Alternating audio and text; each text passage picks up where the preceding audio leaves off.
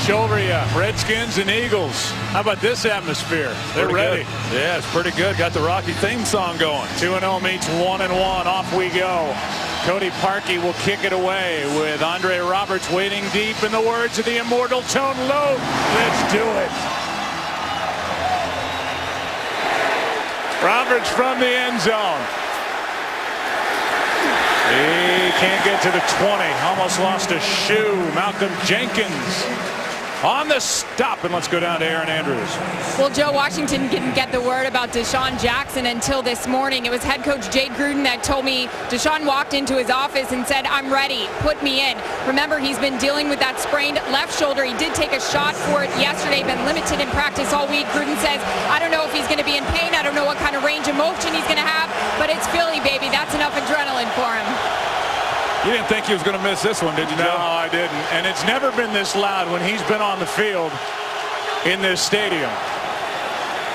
Cousins has it. Garcon wide open and a first down. Pierre Garcon has got 18 yards and a first down, and a good strong throw from Cousins to start his day. Yeah, that's a nice way to start a ball game. He's gotten all the reps, as I said, coming into this week. Play action. Philadelphia Eagles expecting to open up the game with a run. A nice lane there to Pierre Garcon. When they do run it, they've got Alfred Morris, who has been the record-setting running back for the Redskins since he came in 2012. He's 2 for 2. Cousins hits Deshaun Jackson, and he gets hit with a wall of boos from fans here at Lincoln Financial Field. A gain of 6. I like what Jay Gruden is doing here. It looks a lot like last week. You know, when Kirk Cousins came into the ball game early in that game last week against Jacksonville, completes his first 12 passes. Here he opens up this ball game, 2 completions. 2nd down and 4.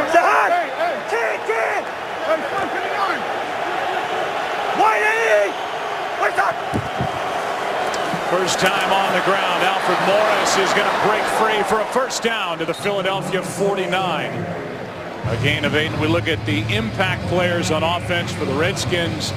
We look up front first with Lichtensteiger now at center for the Redskins. Alfred Morris, Deshaun Jackson, and Pierre Garcon, who caught that first pass for 18 yards to start the day offensively for the Redskins.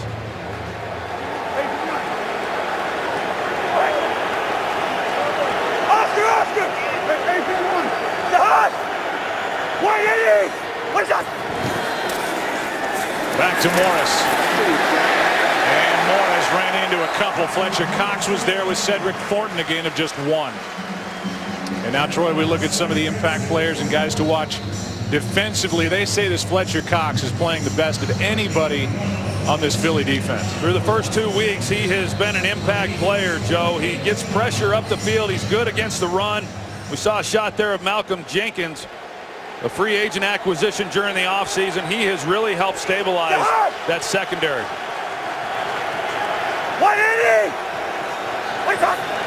Eagles come with a blitz. Redskins pick it up. Cousins has got a man, and that man is Jackson. He's got a first down at the 35. And now a flag is thrown as Jackson and the defensive back get into it. And the defensive back is Nate Allen. Teammates a year ago, and Jackson got up, spun the ball, and the Eagles didn't like it. Let's take another look at what transpired after the play.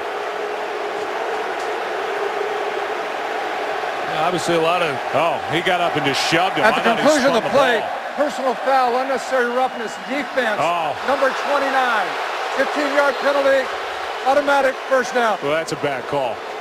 I mean, Jackson got up and just shoved Nate Allen. He did get a hit maybe at the end from Jenkins, and it was Jenkins who he hit. Then Allen got involved, and they got Allen. Now they show it on the board here, and the fans don't like the call either. Well, I don't like the call, but as players, Joe, you recognize that more times than not they catch the guy who retaliates. I mean, clearly Deshaun Jackson gets up and he shoves Malcolm Jenkins, but Nate Allen's the one who gets called. That's a big penalty here on this opening drive. And then he reached for that left shoulder, which he injured in the first quarter last week.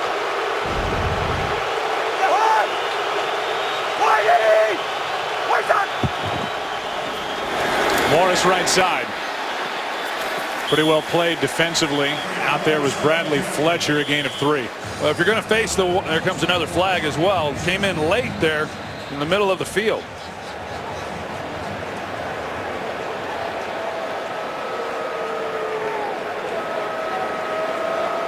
Our referee today is Tony Correnti, and he and his crew have been one of the most active, let's say, crews this season in the NFL throwing flags.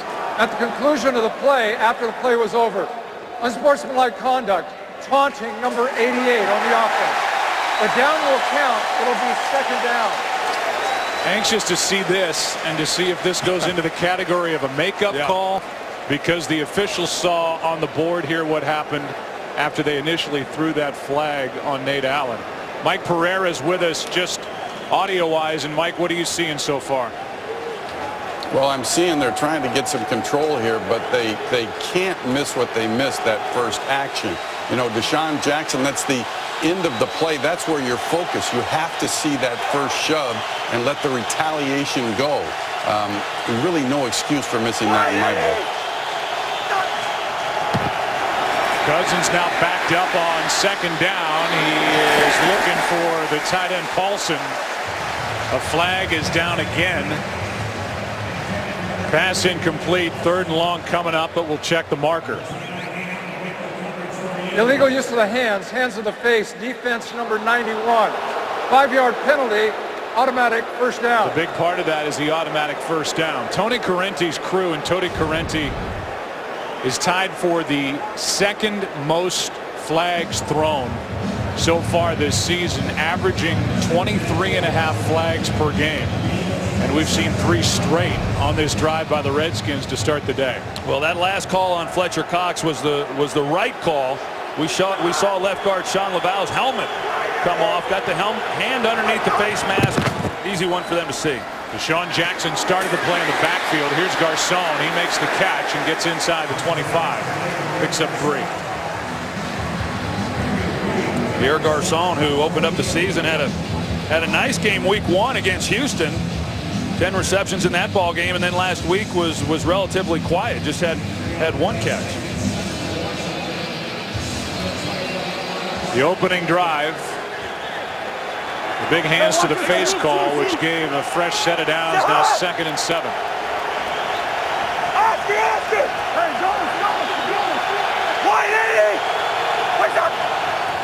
Halou in the backfield. They fake it to him. Pass is for Paulson, and the tight end is just inches inside the 20. 3rd and short coming up.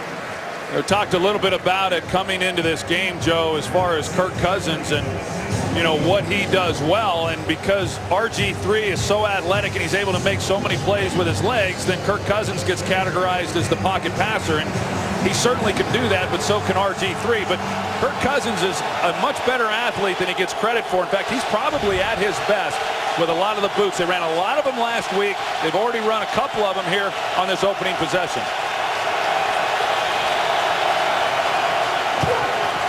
Third down and 3. Pass caught. 1st down at the 10. Andre Roberts made the catch. A gain of 10, and it's been a perfect start. 6 for 6 for Cousins. They do a nice job up front. You got to block up the inside game when you're playing the Philadelphia Eagles. They like to bring those linebackers inside. You've got to be able to secure the inside gaps. But Andre Roberts, a nice pickup for this receiving corps. Just a real pro. I know they're excited to have him in Washington. Got him from Arizona. Slot receiver. Here's Morris coming back, and he barrels down to just inside the 5. That's that stretch play, Joe, that they ran so effectively with Mike Shanahan as the head coach. And this run game, the terminology, everything they're doing has remained the same. Their offensive coordinator, Sean McVay, was their tight ends coach under Shanahan. He's kept the terminology. Same offensive line coach. I think Jay Gruden did a nice job not asking everybody to relearn a new system. Their run game has been good under Shanahan. It's been good under Jay Gruden, too. Out of the shotgun, pass is caught for the touchdown. Darrell Young. He's got back-to-back weeks with a touchdown, and the big fullback is good for a 4-yard score. How about that? Darrell Young Came into the National Football League as a linebacker, and first of all, there's not a lot of these guys left. There's not many fullbacks on an NFL roster, but this guy plays a lot. You see they split him out, get the ball into his hands, fully capable of catching the ball. That's a great drive to open up this game on the road for the Redskins. Bradley Fletcher could not keep Young out of the end zone. And it's 7-0. Kirk Cousins found 5 different receivers and goes 7 for 7 on the road in this, his 5th NFL start. RG3 is out. Kirk Cousins is in. So is Young. 7-0 Washington after their first possession. Darrell Young gets the touchdown. Impressive drive. Big penalty for hands to the face. Helped out Washington, and Kirk Cousins took advantage of it. And now Chris Polk will take it out of the end zone and have room. Gets around the kicker. Now foot race. Polk is going to go. No flags. Touchdown.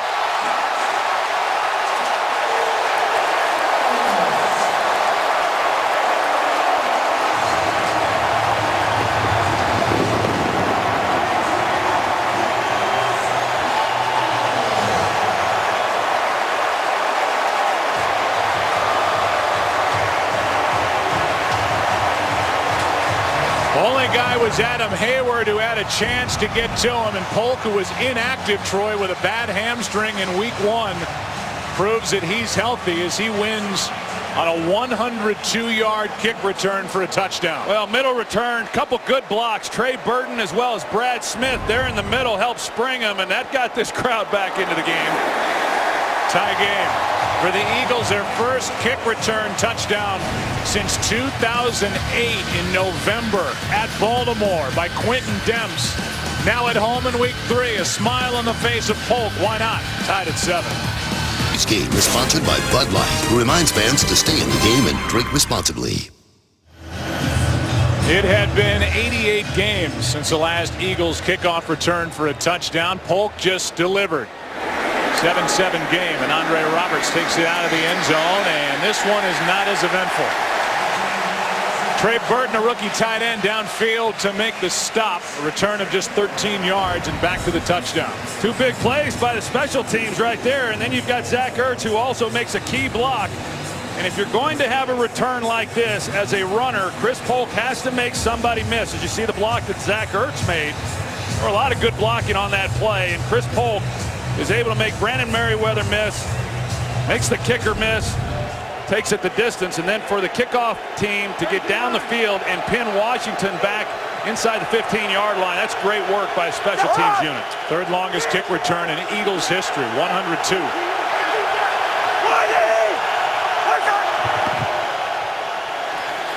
Morris right side, nada. D'Amico Ryans was in there, but he was not alone. So this is a Philly defense that has D'Amico Ryans inside. They do not have Michael Kendricks, who is out with a strained right calf, and they are thin at inside linebacker. They lost Travis Long in the preseason. They lost Najee Good in week 1.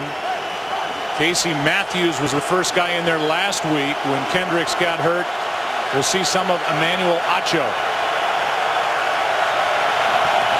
Thornton came across.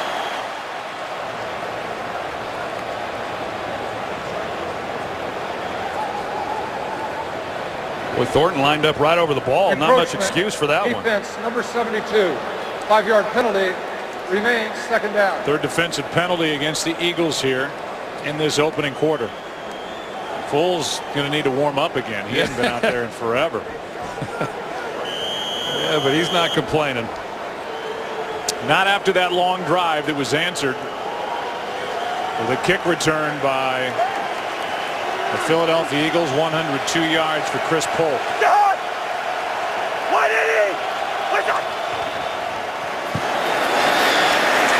Handoff is to Morris, a gain of 2.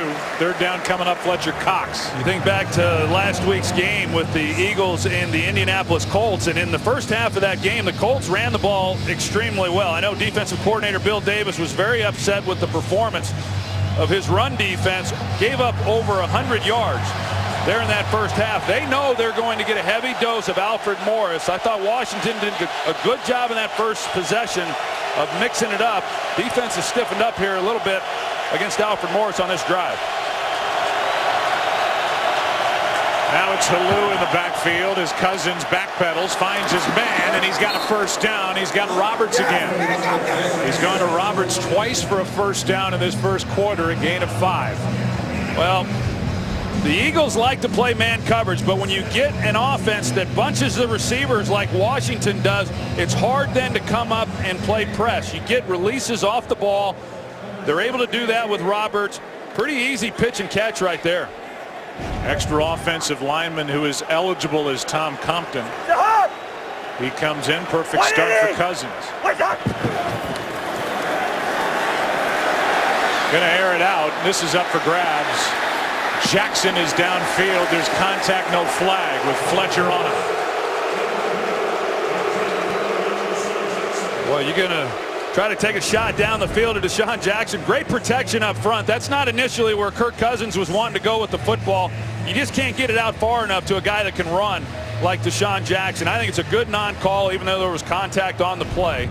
But the Eagles are going to load the box with an extra defender to try to stop this run. They constantly ask their corners to play single coverage on the outside. Redskins know they're going to have some opportunities for big plays. They tried one on the last play. Second and 10. Cousins hangs in, finds the tight end Paul. And Niles Paul, who had a big week last week, gets 9. Here's Kurt with a game break. Here's a look at the Packers and the Lions going at it. Big NFC North matchup in Detroit. A not good start for the Packers. Nick Fairley strips Eddie Lacy. It's scooped up by Don Kerry. 40 yards later, Detroit has a 7-0 lead. Joe, Troy, and Aaron. Kurt, thanks. That's a Green Bay team that had to rally against the Jets at home last week. Down 18, ended up winning 31-24. They trail early there. Third down and 1. Cousins play action. Down the sideline, and pass is caught by Paul. And Niles Paul, who had his best day in the NFL last week with 8 catches for 99 yards and a touchdown, has 35. They run a wheel route with Niles Paul. Just an outstanding job. Fletcher gets caught looking, thinking he's going to go to the flat. Instead, he turns it up the sideline, and what a perfect pass by Kirk Cousins, laying it beautifully into the arms of Niles Paul. He has been quite a player here for the last 2 weeks. Makes another big play here, but with Jordan Reed going down with the hamstring injury, they've needed him to make plays, and he has done that in each of the games that they've played. Well, that graphic shows you exactly how different it's been for Paul. First down, here's Morris, and Alfred gets around Thornton. Can't do much with it. The Redskins are without tight end Jordan Reed, who is kind of that new age type tight end, 6'2", 237. As a player is down, looks like Lichtensteiger. They'll give a look at their center. We'll take a break and come back. Today's game on Fox is sponsored by Pizza Hut's Bacon and Cheese Stuffed Crust, by AT&T, mobilizing your world, and by your next truck, Ford F-150. Beautiful day in Philadelphia. Lichtensteiger got up, walked off. Looks like he's all right. But for the moment, they bring in Chester. He switches to center, and Josh Laribas takes over at right guard. Toss to Morris, ball out, recovered by Washington on second down. Garcon is there after it was knocked out by Brandon Graham out of the arms of Alfred Morris. Third down coming up, and Lichtensteiger right back in there. So that ball shot out of there. Redskins fortunate to be able to recover that one and not lose possession. But yeah, you affect 2 positions with Lichtensteiger going out. It helps that he comes back in. Chris Chester moving then back to right guard. Loss of 1, third down and 7.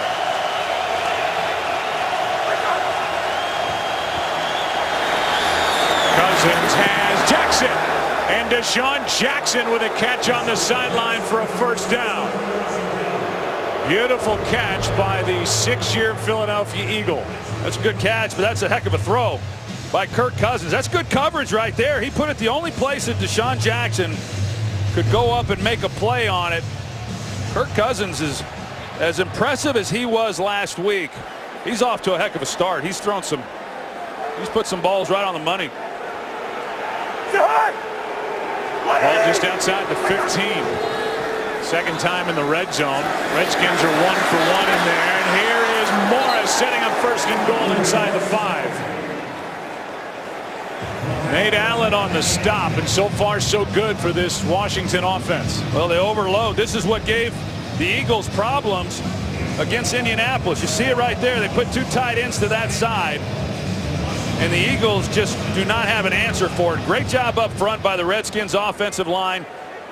And Alfred Morris is so patient as a runner. He'll keep the ball play side as he did there, waiting for the cutback lane. If it's not there, great movement. It was a nice game. Already 11 first downs on 2 drives for the Redskins as Morris is bottled up and lost a yard. Benny Logan was in to make the stop. Keep showing Nick Foles on the sideline. He hasn't left over there, and he's over there with LaShawn McCoy, and everybody's tightening up over there. Well, it's unsettling. You're not used to that as a quarterback. You're ready to play, you know, and he was prepared to take the field and hasn't yet been able to do it. But the Eagles were not good last week against the Colts in the red zone. They've already given up 1 touchdown. They need to tighten up here. The Eagles actually won the toss, but they deferred. Pass caught. Touchdown, Garcon. And 2 for 2 inside the red zone is Washington. And that choice to defer has really set up this entire first quarter as the Redskins regain the lead. Well, the Eagles bring some pressure. Kirk Cousins knows the ball has to come out right away. He retreats and he delivers a perfect strike. I mean, I've been impressed watching him. He knows exactly where to go with the football. You talk to guys within the organization. He's got a complete understanding of what Jay Gruden wants from him, and it's showing. 14-7. That's the first touchdown reception by a wide receiver for the Redskins this season. Old friends getting together. Old rivals getting together. Washington leads by 7. Washington has had it 2 times, 2 drives. First one 11 plays, 82 yards, 6 minutes, 18 seconds. The second one, the most recent, 12 plays, 87 yards, 6 minutes and 20 seconds. Both resulting in touchdowns, and here is Polk on the run from just inside the 5. And after a 102-yard return for a touchdown, this one good for 20. And a flag is down, and we will finally see the Eagles offense, which comes in number 1 in the NFL, both in yardage and in total points. Here's the call from Tony Correnti. It's an offside on the kickoff, and so will they tack on 5 or make them re-kick? Offside, kicking team number 31. Philadelphia's exercised the option of taking a 5-yard penalty and re-kicking. Why not? After the 102-yard return, maybe you find some more holes in that kickoff coverage team. Yeah, I agree with the call. It's pretty taxing, too, on these kickoff coverage teams when you're talking about a dead sprint that far down the field to cover and then to make them do it right away. A lot of times you'll see pretty big returns when they have to go back and do it all over again. Funny thing for Chris Polk, in his career, he's touched the ball 18 times. He's got 4 touchdowns. He just had that 102-yard return, and now he gets another crack at it.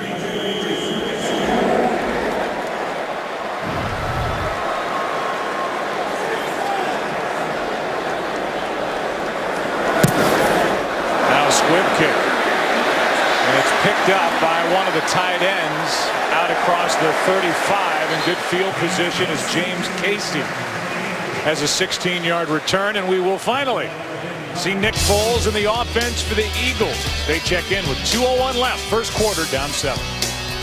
The Eagles gained 8 yards of field position because of the re-kick, and now here we go. Nick Foles in this up-tempo offense. You've been waiting to jump out of your little suit there talking about these guys, and here we go. Down by 7. Foles keeps it, goes back across the middle of the field, and the tight end Casey makes the catch. That's his first catch. A flag is down. First catch of the season for Casey, a gain of 7. Eagles indicate it's against the Redskins. Holding, defense, against the tight end. 5-yard penalty, automatic first down.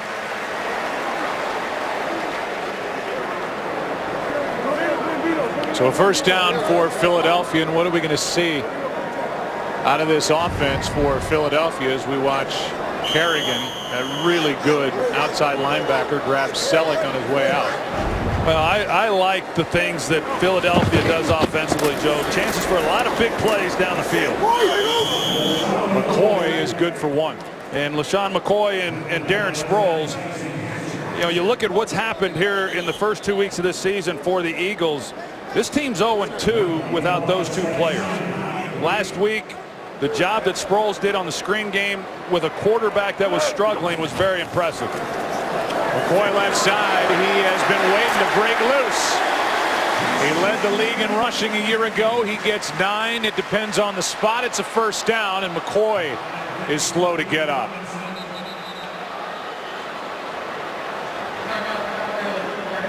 He got hit by Emerson, the second-year corner.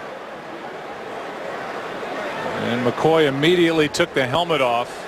We'll see where the hit was actually delivered.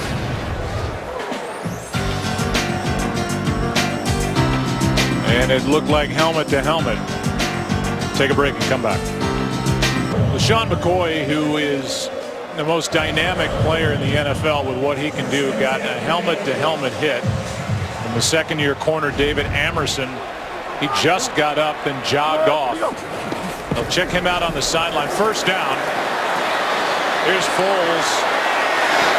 He finds a receiver, and it's the rookie, Jordan Matthews. We go back to the hit from Emerson. You can see David Emerson, he was being blocked, but he comes off of it, and LaShawn McCoy just wasn't quite prepared. But a helmet-to-helmet collision was a big-time collision between the two of them. He took his helmet off, did not look good. It'll be interesting to see if he's able to come back in this ball game. A big loss if he's unable to, even as good as Sproles has been.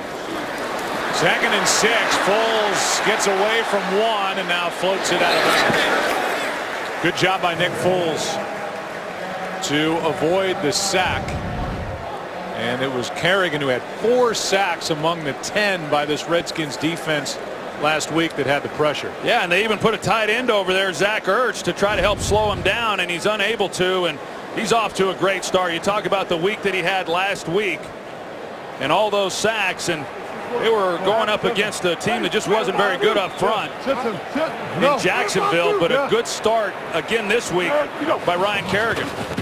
3rd down and 6. Foles steps up, going to try and run to pick it up, and he's got it. First down as we end the first quarter.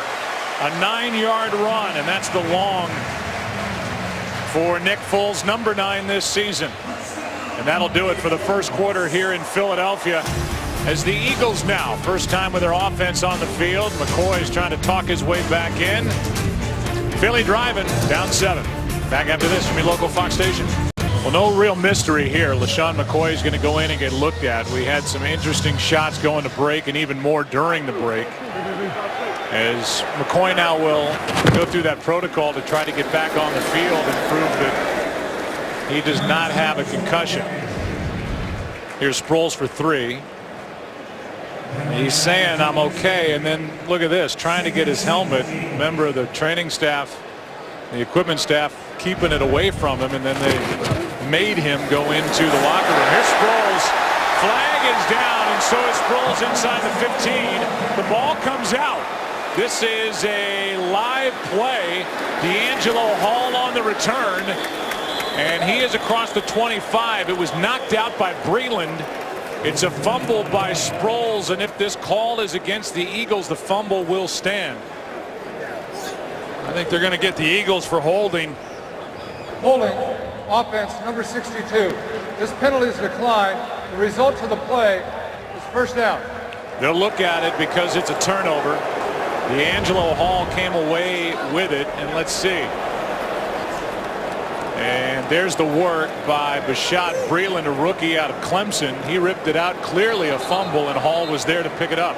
That was an excellent job of finishing the play by Breeland. A heck of a hole. Of course, they get Jason Kelsey on the hold themselves, so it wasn't going to count, but put the ball on the ground. The Eagles moving the ball in their first possession. They shoot themselves in the foot. So now first down at their own 28, up by 7. Cousins has started 12 out of 13. He hands to Morris. And Morris picks up 5. Well, the Eagles defensively, based on the way this game has started and being unable to stop Washington on their first 2 possessions, they go right down the field, and at least they got a little bit of a break with the offense on the field to get rested up. But it makes the 3rd week in a row that this defense has had some problems. This is a big possession for this Eagles team. An Eagles team that's been outscored in the first half so far this season, 48-13.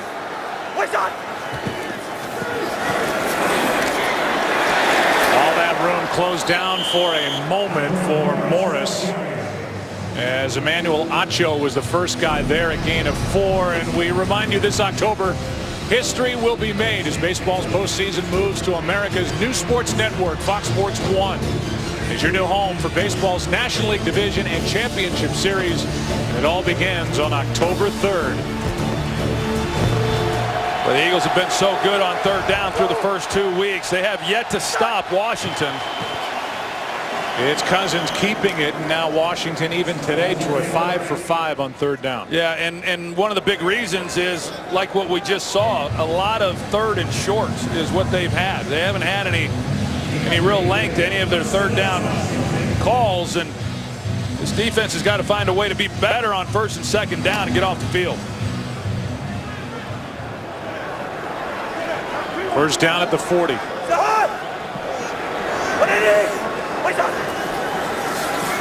Quick setup and throw, and it's Deshaun Jackson to his former bench. Good for 7. Let's go for a game break. Here's Joel Klatt. All right, thanks, Joe. Let's go to St. Louis. Austin Davis, good pocket there. Who's going to find Brian Quick, 51-yard touchdown, and the Rams all over the boys early. It's 14-0 in St. Louis. Joe, Troy, and Aaron. Austin Davis, who was a winner last week at Tampa Bay, 3rd-string quarterback at the start of the year, taking over that spot. Here's Morris left side on 2nd down, and he gets nothing.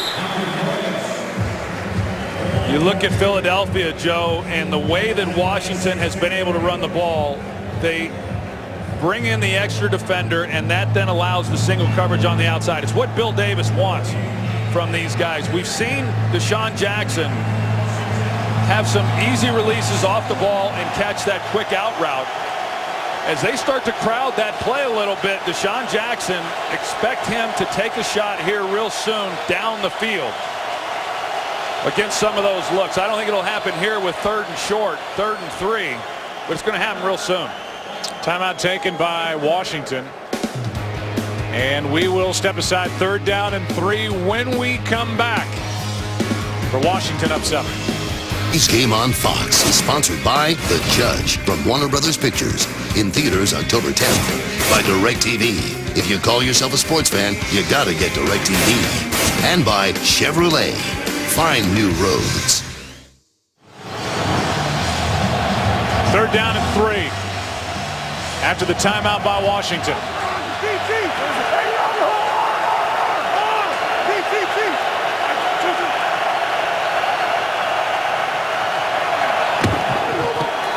Pass is caught, and that's a first down. Garcon, who has a touchdown.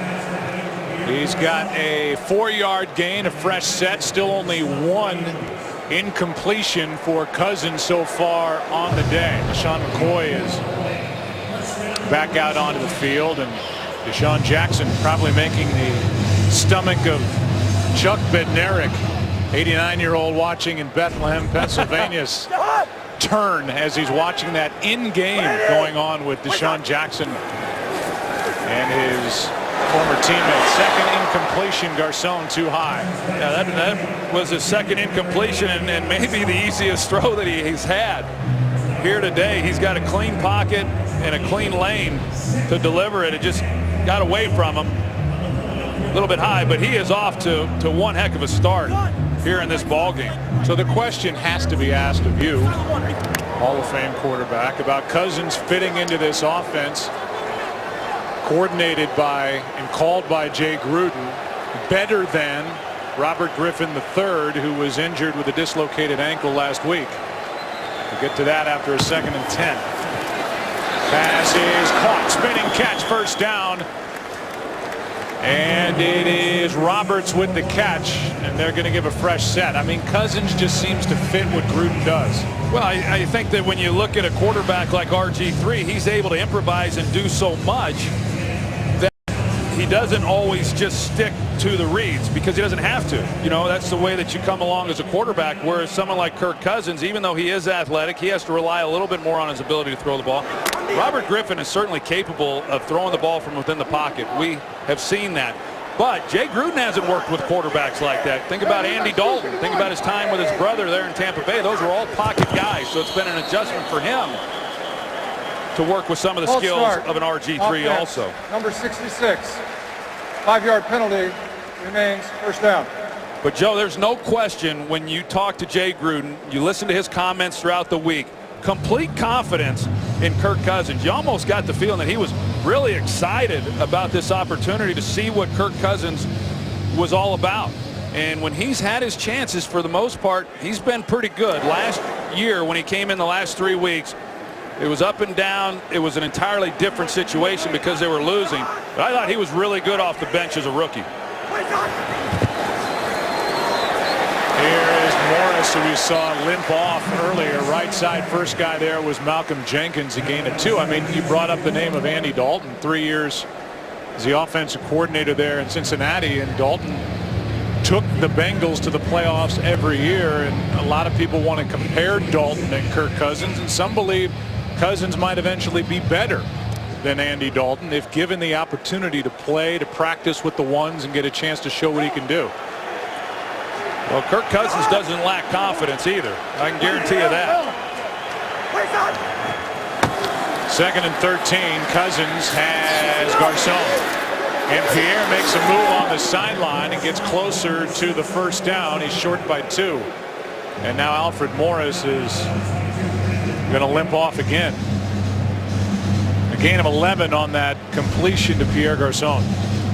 Kirk Cousins hangs in there, takes a shot at the very end of the play, and then he falls in to Alfred Morris, and that's when Morris gets injured.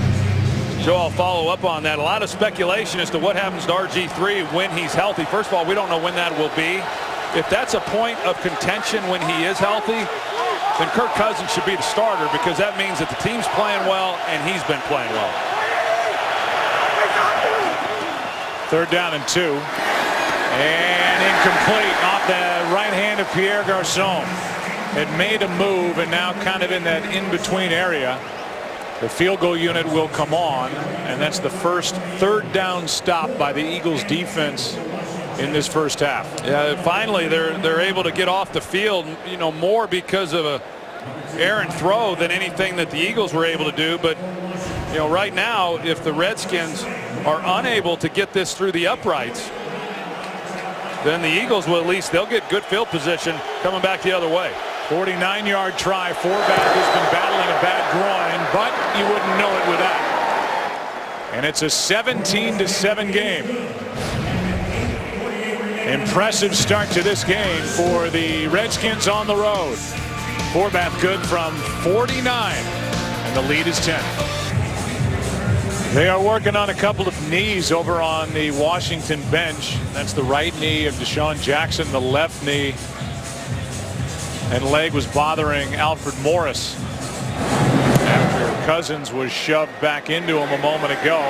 Kickoff will go out of the back of the end zone, and with 8:49 left in the first half, we'll talk about what we've seen. And what we've seen is a Washington team coming off a dominant performance at home look really good here on the road at Philadelphia. Yeah, it's been impressive. You know, Kirk Cousins has come out and played very well. The Eagles offensively haven't had a lot of opportunities, but it's the same old story really for this Eagles defense through the first 2.5 weeks, and that's been their inability to stop people in the first half, and now they find themselves in another deficit trying to climb their way out of it. Sean McCoy good to go after getting that hit to the head. Both McCoy and Sproles out there. Here's Macklin. And Macklin to the sideline. In a race. Gets a block. They're going to throw a flag for the block. The touchdown will not count. Jason Kelce all the way downfield is flagged for a block. And I'm not sure he had to throw it.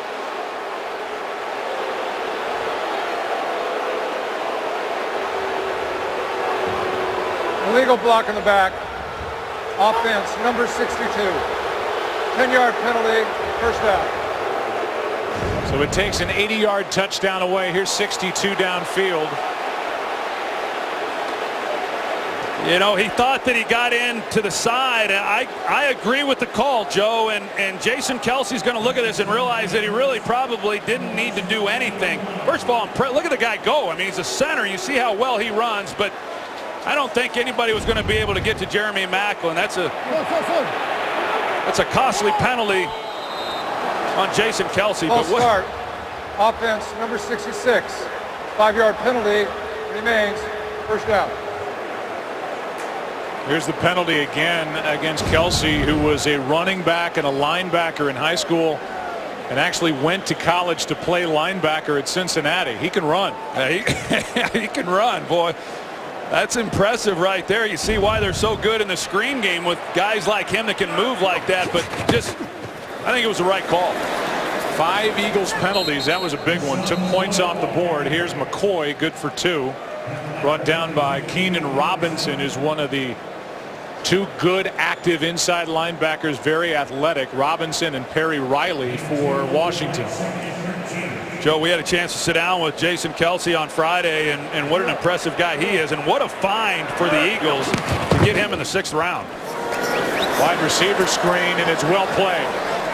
Riley was out there. He wasn't alone. Perry made the tackle. D'Angelo Hall held his ground. Macklin gets just 2, and it's 3rd down and 11. Yeah, big 3rd down here for this Philadelphia team, and pretty nice as a quarterback when you're able to throw some of these quick screens and screens to your running back, the wide receiver screens, and have them pick up some of the yards that we've seen, not just this year, last year too. Foles has Cooper, and Riley Cooper's got it with a first down for the Redskins at the 20.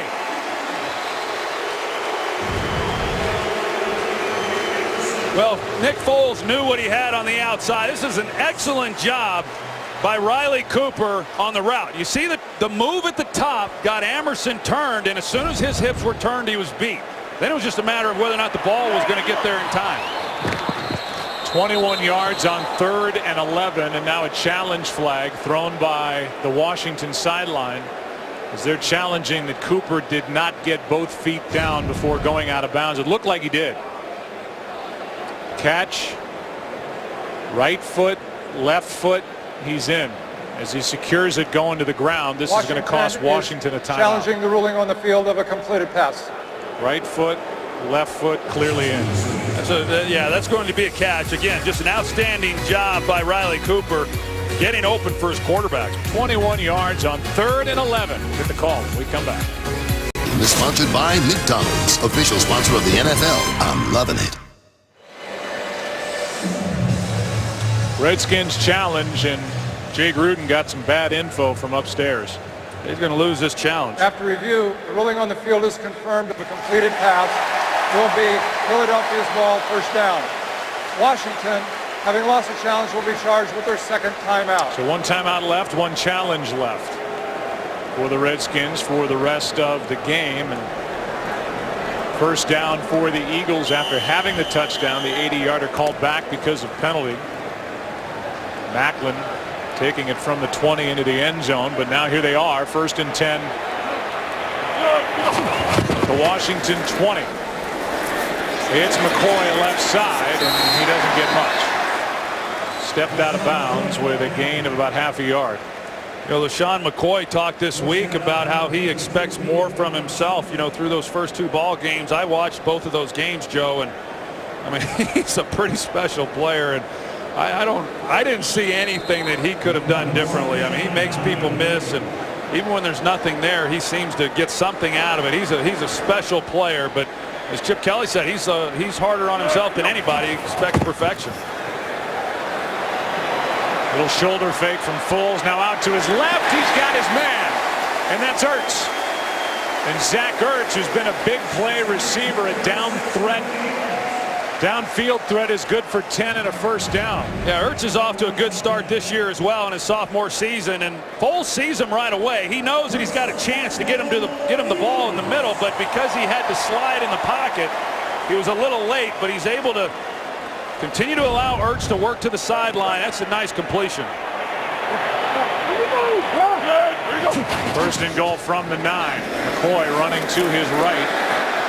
It's time to talk about this Redskins defense. People want to dismiss what they did last week because it was against a very bad Jacksonville team. But they are much improved from a year ago, and Jim Haslett likes what he's got. Yeah, they are much improved, Joe, and I agree that Jacksonville just didn't put up much of a fight really on either side of the ball, but you know, pretty much the same guys too that Haslett's been working with the exception of Jason Hatcher, which is a great acquisition, as well as Ryan Clark at safety. Foles, end zone wide open, the rookie, touchdown Jordan Matthews. And he'll keep it. That's his first. Foles is going to grab it for him. An 11-yard touchdown to Jordan Matthews.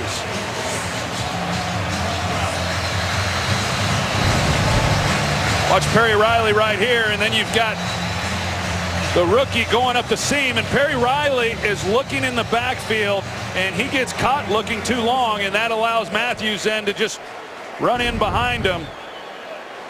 Pretty easy completion for a touchdown. Second round pick out of Vanderbilt. He's got his first in the NFL, and this is a good one. Washington and Philadelphia, 3-point Washington lead. Foles finds Matthews, and the rookie's got his first in the NFL to make it a 3-point game. Philadelphia Eagles came in leading the NFL in offense, both in total yards and total points. They get their first offensive touchdown of the day. The other came on special teams. 3-point game. Roberts will keep it in the end zone. Some shows have buzz, and then there's Gotham. Critics have been raving about it all summer long, and tomorrow it's finally here. See how the legendary characters began. Don't miss the Gotham series premiere tomorrow at 8 Eastern, 7 Central, right here on Fox. Dominating time of possession, but it's just a 3-point game, and Kirk Cousins 16 of 19 back to work.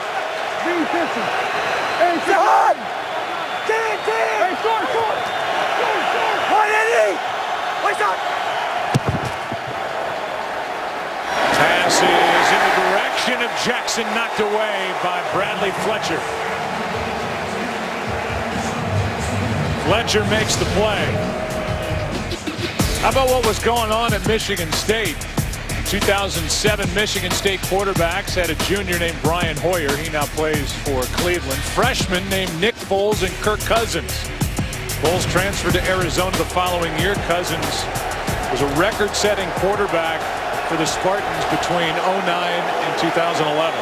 Kirk told us yesterday that he committed first, and then Nick Foles was a celebrated quarterback from Texas, and he signed. He wasn't real sure that he would be able to beat him out. Sideline, and wow, what a catch, but was he in bounds? He was, and that's Garcon. How did he catch it? What a throw from Kirk Cousins. I tell you, that's a dangerous throw by Cousins, and you better throw the perfect ball to fit that in. You've got a rolled up corner with help from the safety over the top. There's a little bit of a hole there along that sideline, but you've got to be perfect with the football, and Cousins sees the safety working over the top, puts it on the back shoulder. That's a great throw and a great catch.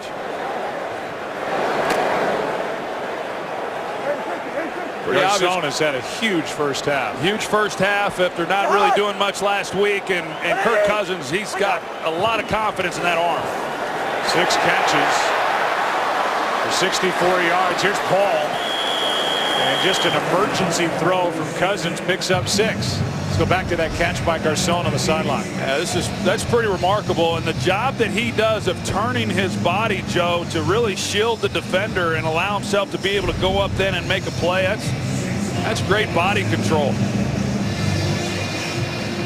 Cousins has spread it around. You think about the King's ransom the Redskins paid the Rams for the opportunity to draft RG3 2nd overall back in 2012. And the guy Washington got 100 picks later at 102 is on fire. Paulson makes the catch. And Paulson is knocked down right at the marker by Nate Allen. And no signal yet.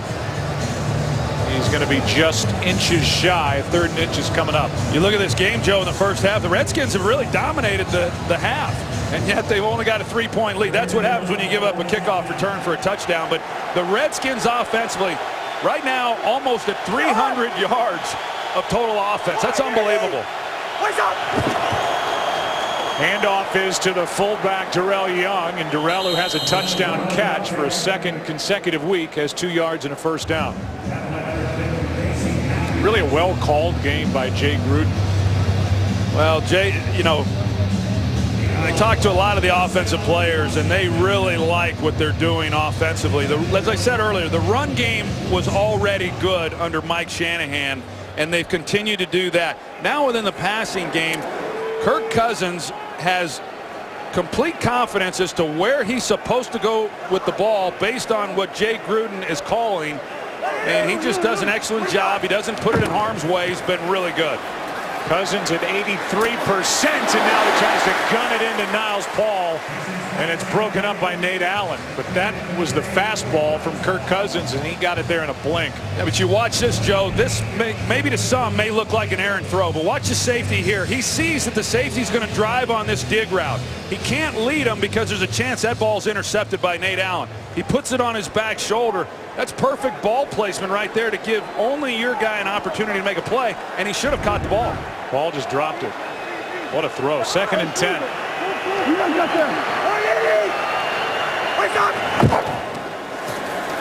Handoff is to Morris. And Alfred Morris is going to fight his way inside the 40. Bring up 3rd and short. I know these Eagles are in great shape. You know, when you hear about what all they go through during the week and heart rate monitors and everything that they're checking, but these guys are going to need a little rest when they get in there at halftime. You can tell right now watching them, they're gassed. They've been on the field a long time, and part of that is they've got to get off the field on their own. They did it once, but outside of that one possession, they've just not been able to. Time of possession over 20 minutes for Washington compared to 6 minutes for the Eagles. 3rd down and 3. Pass is broken up. Fletcher's going to get a flag thrown against him as he was on the back of Andre Roberts. Well, he's got within 5 yards, which he clearly is there, but then when the ball is in the air, he's on his back. Defense number 24 grabbing the jersey. 5-yard penalty, automatic first down. And Roberts came out of that break, a little handful of the jersey by Fletcher. And another first down by penalty against Chip Kelly's defense. Fletcher's already made 9 tackles in this game. With 2:24 left and only 1 timeout remaining because of a bad challenge, Redskins are leading by 3 and have a first down at the Philly 34. What's up? Running right is Morris. He bangs into Fletcher at the end of it and picks up 6. Well, that's what Alfred Morris does so well. We saw him keep it to the play side earlier in the first quarter, but seeing that cutback lane, he's extremely patient. He's powerful. Watch him as he comes off the ball and how he gets back into that hole that is created within that zone blocking scheme. That's an excellent job. Not bad for a 6th-round pick out of Florida Atlantic, and a guy who in franchise history became the quickest to 3,000 rushing yards. Did it in his 34th game. Accomplished that last week. John Riggins had been the previous record holder. It took him 38.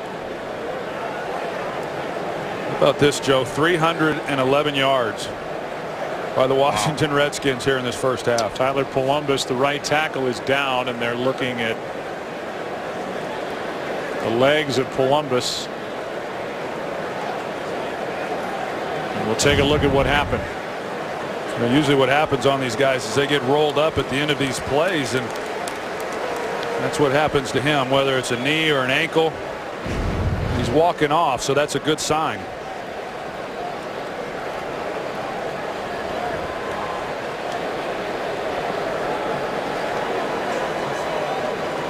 Two minutes and 16 seconds left. They will wind the clock as a substitute comes in. Tom Compton out at right tackle. Again, only one timeout remaining. The Redskins are not going to call a play, and we'll be at the 2-minute warning. It'll be 2nd down on the other side of it. Washington with a timeout remaining, leading by 3 on the road in Philadelphia in this battle, the NFC East. Follow your favorite team all season long. Go to iTunes.com/NFL. 2nd down and 4 as they were checking out the right knee, it turns out, of Tyler Columbus. He's out. Compton is in at right tackle. And off to Morris. 2 yards shy of a 1st down. Troy, the Redskins are 7 for 8 on 3rd down, but they have not had more than a 3rd and 6. They've all been 3rd and 1, 3rd and 2, 3rd and 3. Yeah, so to change that up, they've got to be better. The Eagles do on 1st and 2nd down. And what it also tells you is the Redskins are just being very efficient. You know, they're not taking negative plays. They're doing a good job completing the high percentage passes when they've thrown the ball on early downs, and then they're converting on these 3rd and shorts. Columbus back in there at right tackle on 3rd down. Pass is incomplete for Garcon with Fletcher on him. And it looks like the Redskins will take the points with 4th down and little more than a yard to go. That's a good job by Fletcher getting in there and being able to make a play. It looked like if Garcon had been able to stay on the move, he might have been able to pick that up. But another well-thrown ball low and away, giving only Garcon a chance to come down with the catch and pick up the 1st down. Forbath hit from 49 and now kicking from 44 yards out.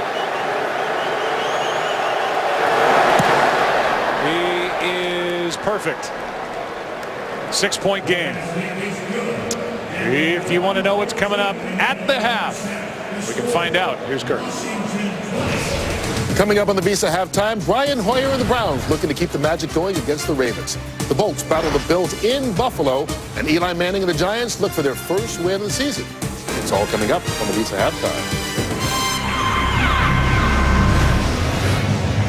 Very suave by Kurt Menefee. With 1:15 to go, Philadelphia will get it back, and they have an opportunity here, as they're in this game mainly because of big plays. The kickoff return for the touchdown by Chris Polk of over 100 yards, 102, and the 50-yarder to Jeremy Maclin. And the Eagles will get it with 3 timeouts left, down by just 6. Joe, I'm looking over here at my stats monitor. It said 311 a moment ago as to how many total yards. Now it's 250. I don't know what exactly they've had here in this first half of total yards, but it's been impressive the way that they've been able to move the ball. They're halfway to 500. That's good enough. It's pretty good. Pretty good output.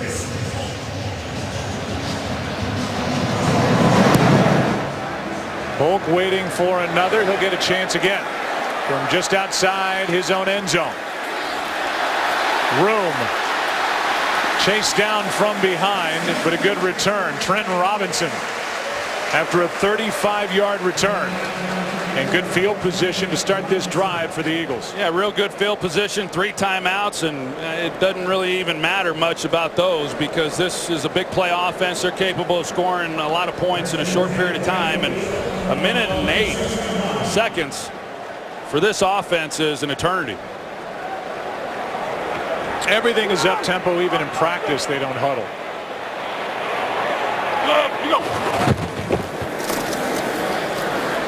Here's one for Matthews, who has a touchdown in this game. Good for 7 to start this drive. Of course, we saw him with the touchdown reception a little bit earlier, and a big receiver, and Chip Kelly's talked about those are the kinds of receivers that he likes. He says that's the reason DeSean Jackson's not here. I think there's more to it than that. Bull's going to step up and run, pick up a first down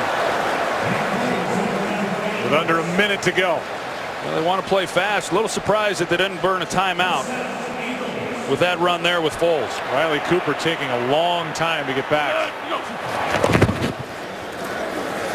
Here's Hurts. They're going to keep the clock running, and Philadelphia's going to have to take a timeout. And they do. 5-yard completion to Ertz. They have 2 timeouts left. We look back. DeSean Jackson got a penalty for that action called against Philadelphia. Darrell Young with the first touchdown of the game. And a 102-yard kick return by Chris Polk. Then it was Garcon, second touchdown for Washington. Jordan Matthews, the rookie for Philadelphia, has a souvenir. A couple of field goals later, and it's a 6-point game with 39 seconds to go.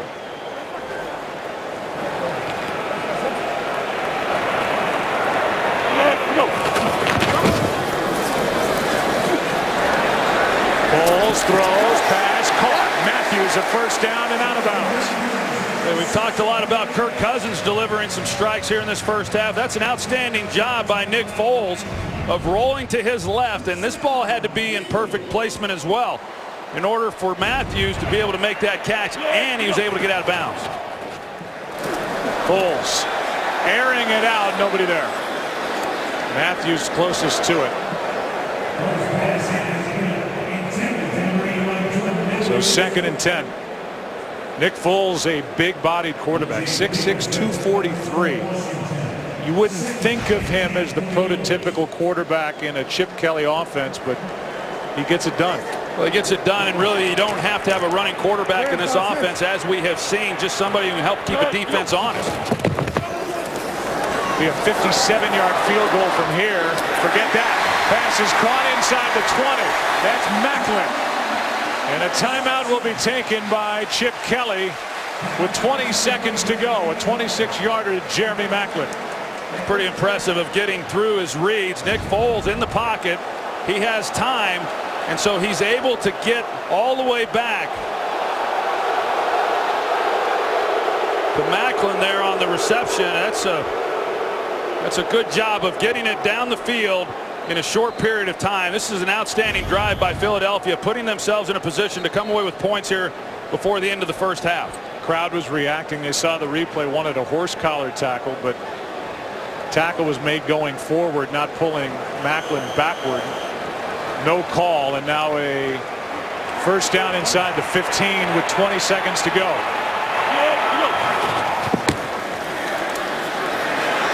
Foles has Sproles, and he gets popped. Not a good decision there by Foles. He really had nothing, and so you keep the clock going. And having to use a timeout to stop it, he would have been better off just throwing that one in the ground. A gain of just 2. So that really was a bad decision. And here's the hit that's made helmet to helmet by Keenan Robinson on Darren Sproles. And here's the non-call on the horse collar as Hall gets the left hand in there, starts to pull him back, but then they go forward, and there was no call. Okay, now Nick Foles, he needs to be real careful what he does with the ball here in terms of throwing it in the middle of the field. If it's not in the end zone, he's unable to stop the clock. It would be difficult for them to be able to get on the ball and clock it, and to be able to get their field goal team on the field. Mike Pereira agrees back in L.A. that was not a horse collar. Good, no call. Pass end zone. There he is. He's got 2.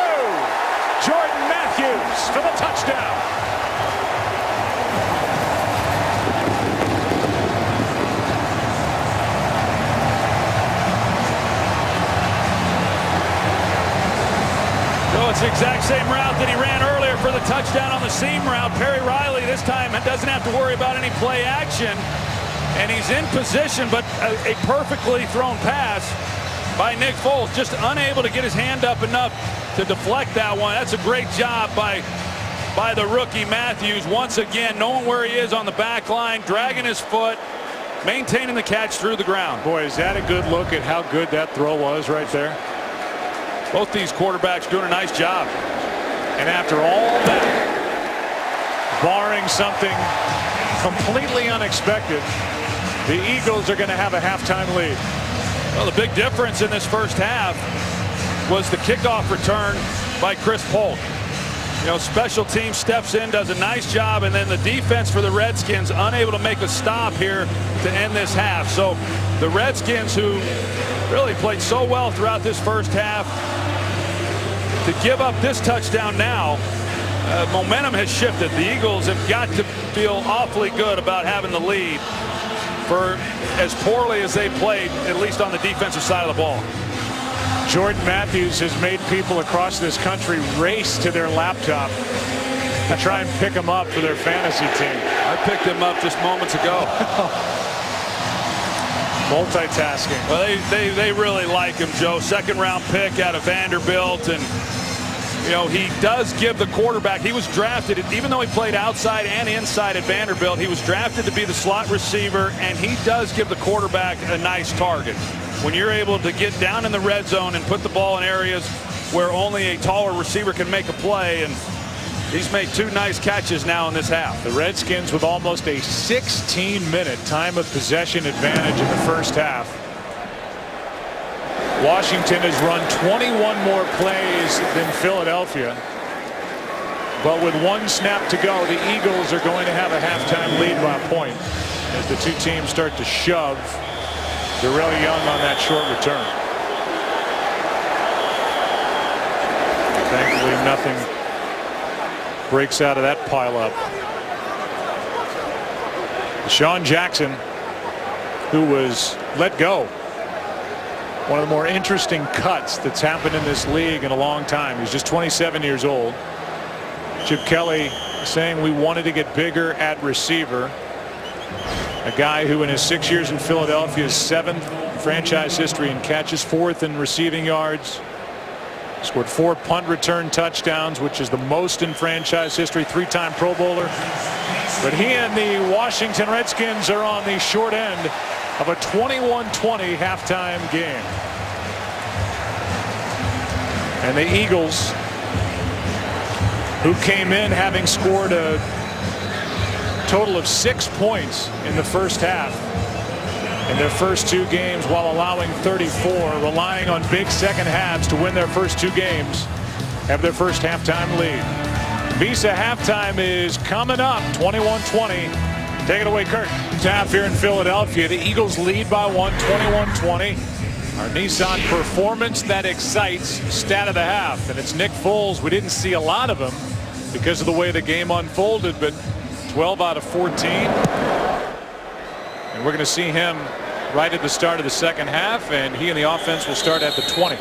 Let's go down to the field and Aaron Andrews. Jay Gruden told me that the reason why this offense has been so efficient is a good mix of calls out there. Also very positive first downs. He said the one thing he would stress in the locker room to Kirk Cousins, you have to stay patient here in the second half, and that's good news because Chip Kelly just told me they are really going to try to get after him here. They have to pressure him, and they have to start tackling better on defense. All right, Aaron. So do the Eagles start this season 3-0?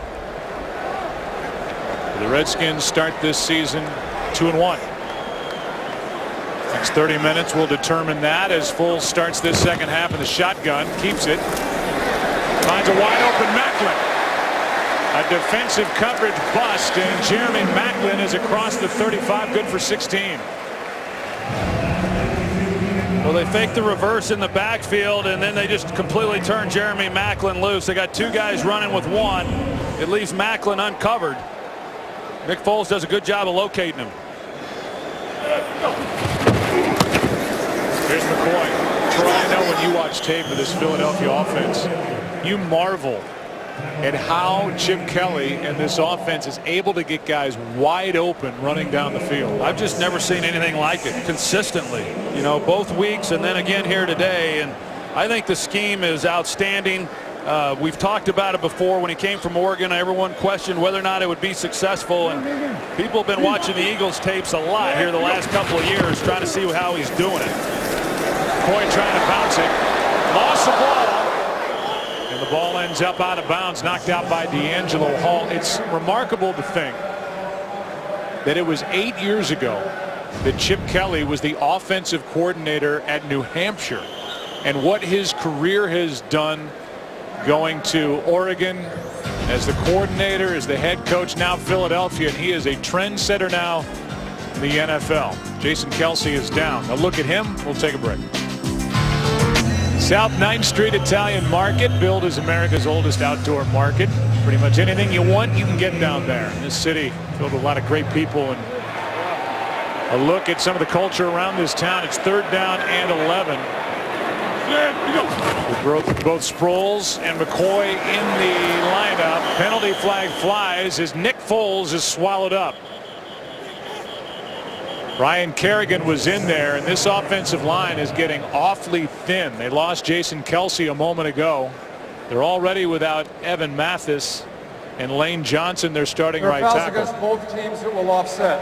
Holding, defense number 52. Holding, offense number 79. By rule, these penalties will offset. Replay, 3rd down.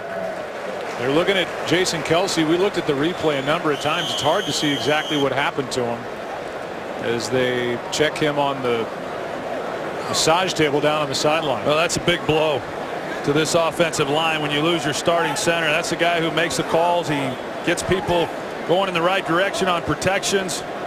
He's a heck of a player as well. Now David Molk takes over. 3rd down and 11. Pass downfield and off the left hand of Matthews, but a flag. E.J. Biggers was down there. Matthews draws the call, and he almost drew in a one-handed catch. Yeah, I think Nick Foles saw that there was pretty good coverage, but he's going to give his guy an opportunity to make a play. There's a grab there with the left hand by E.J. Biggers. Pass interference. Defense, number 30, grabbed the receiver's arm. Automatic, 1st down.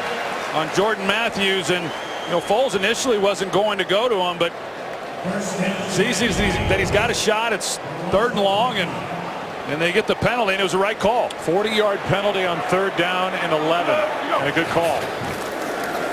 Foles keeps it. Cooper, who started the play on the other side of the field, makes a nice move. And Riley Cooper good for 7. Went around Brandon Merriweather on his way to the sideline. Well, we saw this play to open up this possession when they ran Riley Cooper on the reverse, and then they uncovered Jeremy Maclin, and he was wide open then in the middle. They come right back to it this time, and that's what Chip Kelly does so well, setting up these defenses. And he'll give you a look, and you'll think that it's just a window dressing. They're not going to throw him the ball, and they come right back and they give it to him. Foles keeps it. He has it tipped. Merriweather got his hand on it, trying to get it to Cooper. So you lose Jason Kelce, and you touched on it. When you've got an up-tempo offense with the offensive line calls centered around the center, that's the guy who's making the protection calls. It really puts a lot now on David Molk, the young free agent that they brought in here. A lot. Molk stepped in week 1 at left guard when they had the injury there to Evan Mathis, but that's a big loss with Jason Kelce as we see him walking in the locker room. 3rd down and 3. This is Matthews. Got a long way to go, and he's tripped up in the backfield by Biggers. So Biggers had the pass interference call. Now makes the play on 3rd down, a loss of 2. It's 4th down. Well, good job then defensively getting the stop on 3rd down, but the Eagles once again, after going down the field to end the first half with a touchdown, to open up with the possession here in the second half and to put together a good drive and give themselves an opportunity to open this half with 3 points. That's good work. Cody Parkey has started his NFL career 5 for 6. Hit from 38, and he has drilled this one. So he's only missed once in the NFL. And it's a 4-point lead for the Eagles. Eagles have scored on their last 3 possessions. And to start the second half, they put together a 7-play, 60-yard drive to make it a 4-point game. Parkey kicks it away with Roberts waiting for it. The drive will start at the 20. And we will welcome you inside our broadcast booth. Joe, that's Troy, and now we'll see Cousins coming out after halftime. He was so good in that first half. Both these quarterbacks were good in the first half, and Kirk Cousins picked up where he left off last week. And I'm looking forward to seeing what the Eagles now do defensively with Bill Davis. We know that the last couple of weeks they've made adjustments. They've been really good, at least much better defensively. We'll see if they make the adjustments here in this half to be able to slow down this Redskins offense.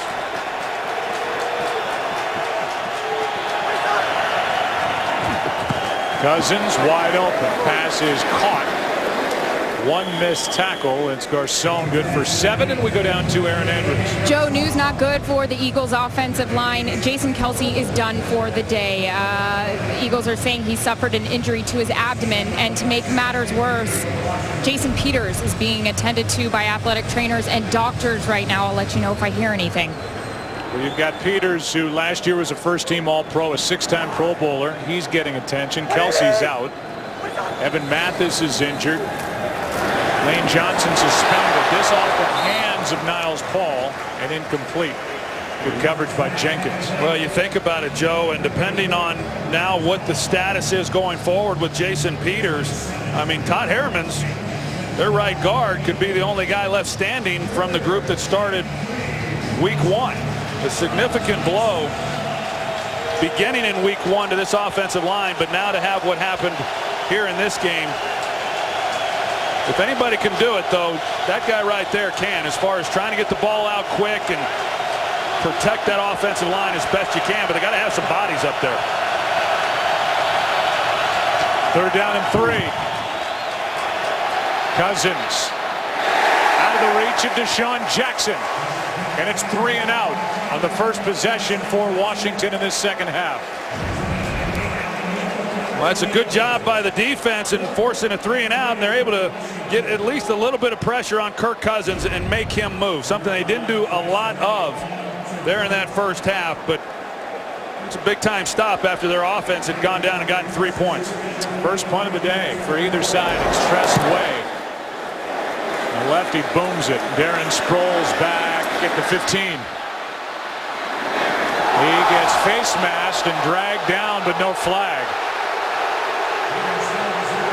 And Sproles gets up looking for a flag, and there isn't one.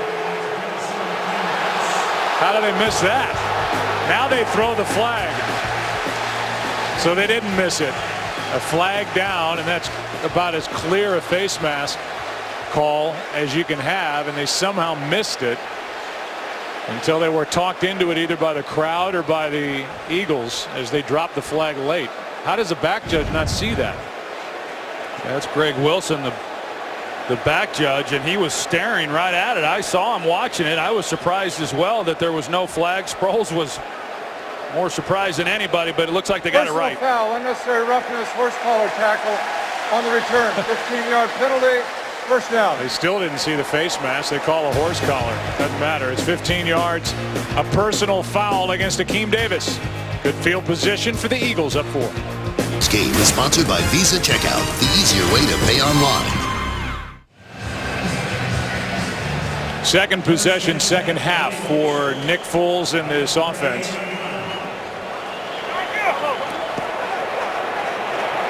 Peters is out there at left tackle. That's good news for Philadelphia. They have only 1 reserve offensive lineman left. I mean, I don't know how LaShawn McCoy turns that into a positive play. That's just all McCoy in a gain of 2. Oh, he's got an amazing ability to make a defense look like the Keystone Cops. I mean, he's amazing in being able to make people miss in such small spaces, and to be able to get anything out of that, pretty impressive.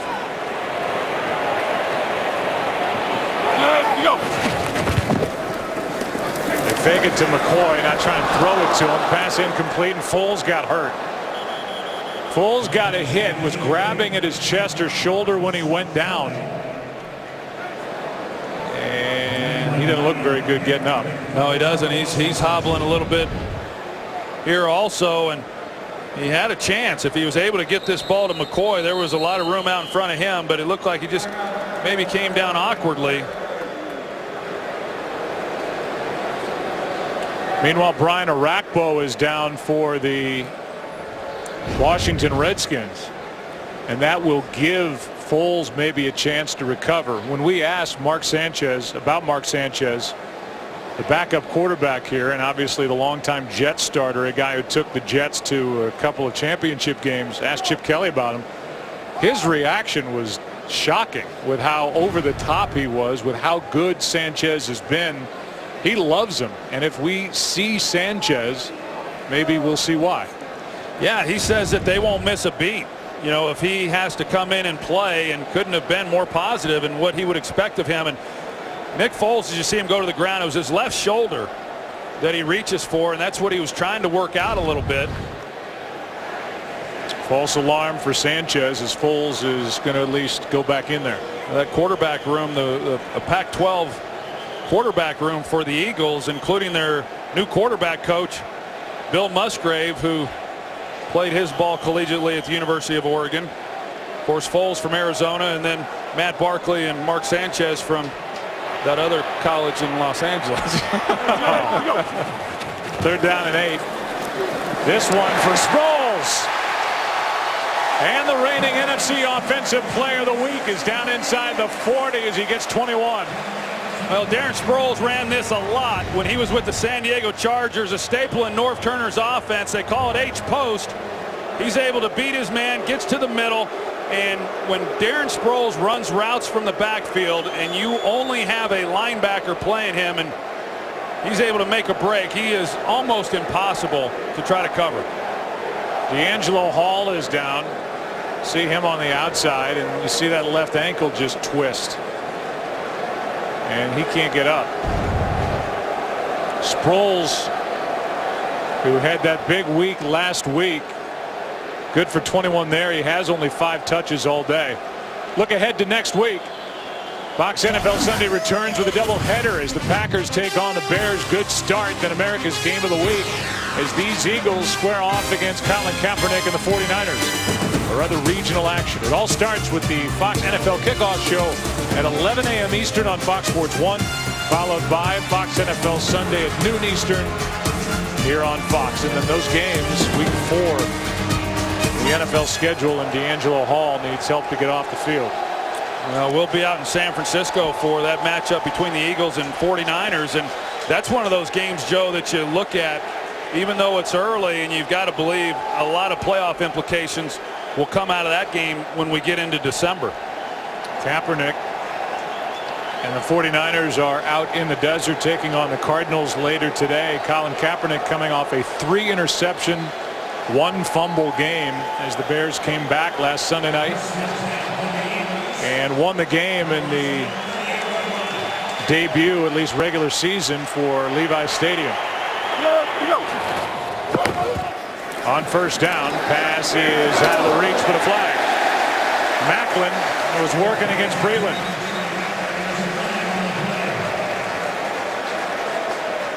Well, I like what Foles did there. They bring in Breland for D'Angelo Hall, and he immediately tests him. Illegal contact, defense number 26, 5-yard penalty, automatic 1st down. 4th-round pick out of Clemson is Bashad Breland. Well, this Washington defense is reeling a little bit. They've not been able to slow this Eagles offense down the last several possessions.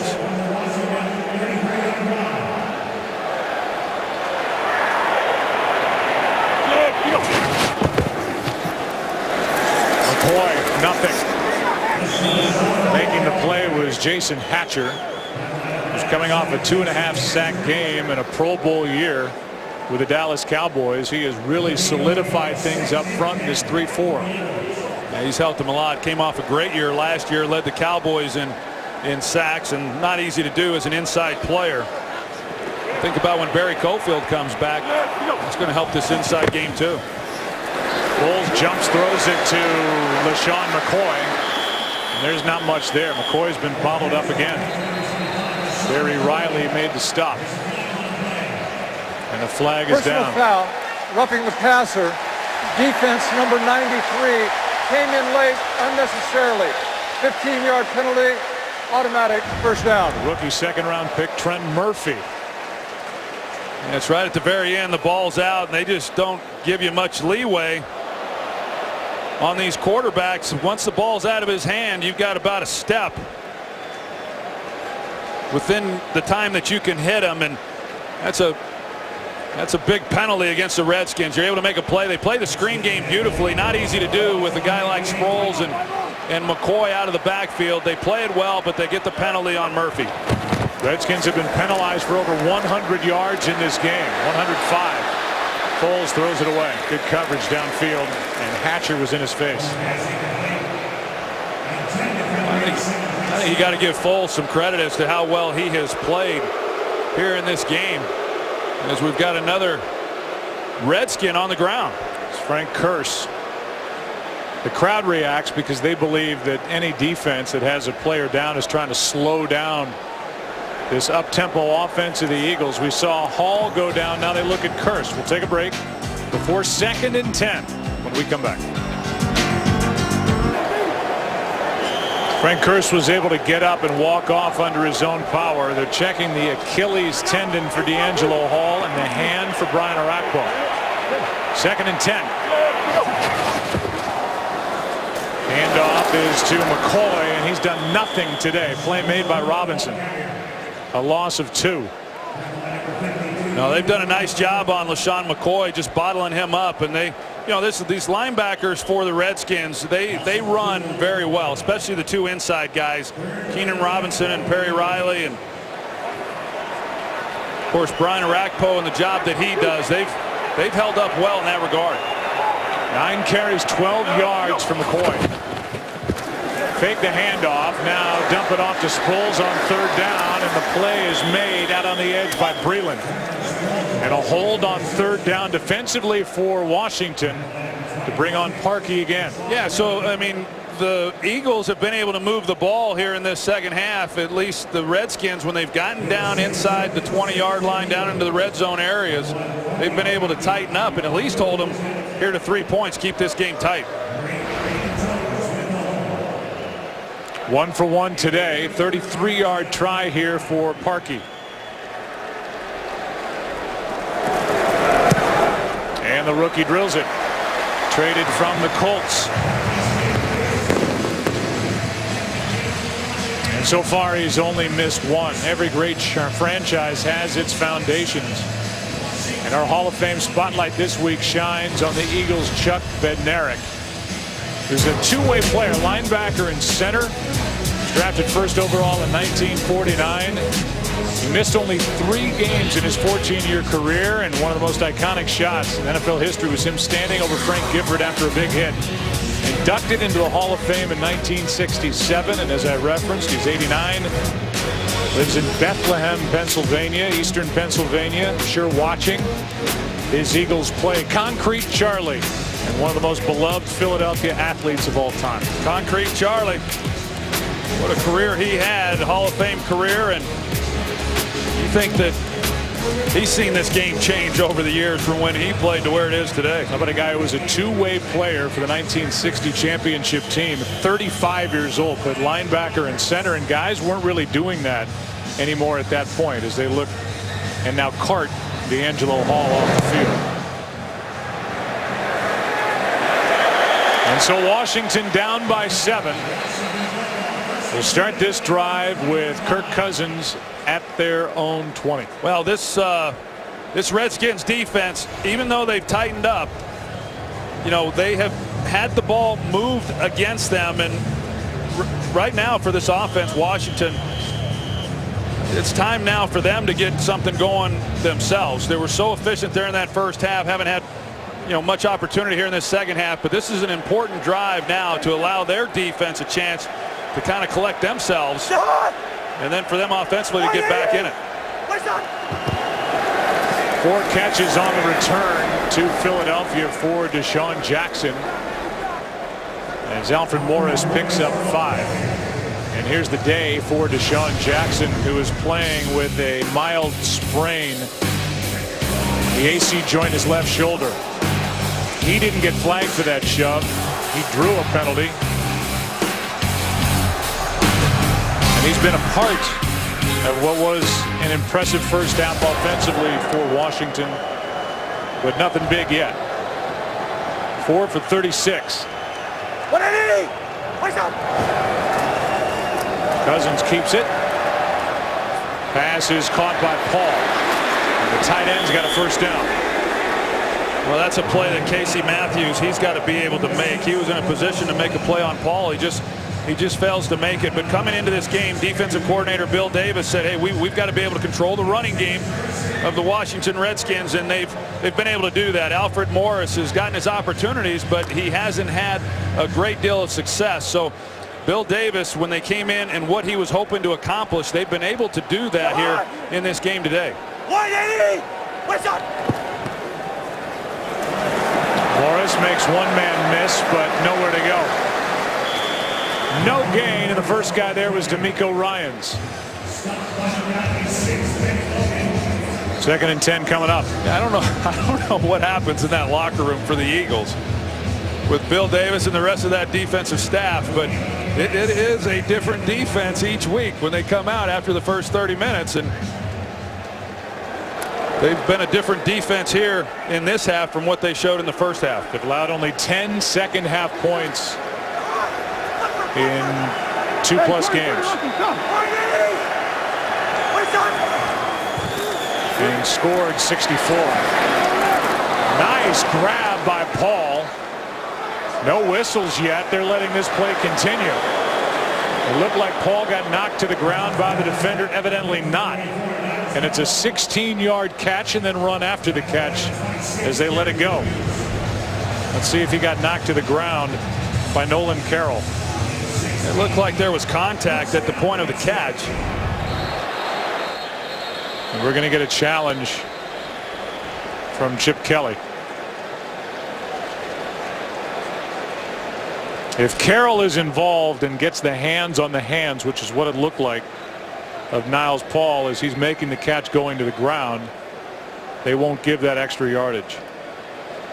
Philadelphia is challenging the ruling on the field of progress is related to a first down as the runner was not touched. And he was touched.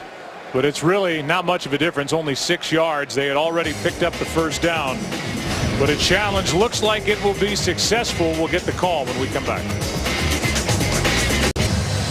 Let's see where they spot this ball, as Paul might have been inches short of a first down, which would bring up 3rd and inches. Here's the call. After review, the Washington runner was down by contact at the 40.5 yard line. It will be 3rd down, 1/2 yard to gain at the 40.5 yard line. Philadelphia will not be charged with a timeout. So forget the 6 yards of field position, because when he came down right there, they're saying he's short of first down yardage. So now it's 3rd down and inches. A worthwhile challenge by Chip Kelly. We'll see if Washington can pick it up. Successful challenge. Philadelphia has 2 left.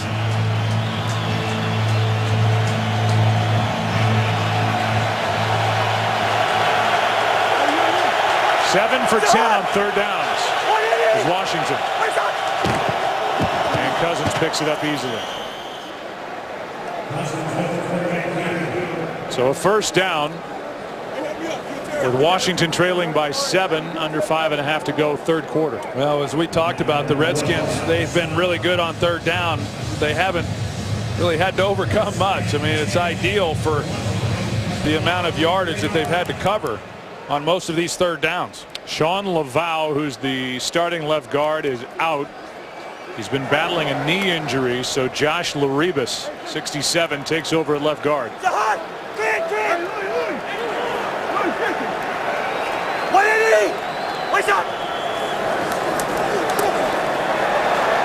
Cousins, Paul, and a short pickup for Niles Paul.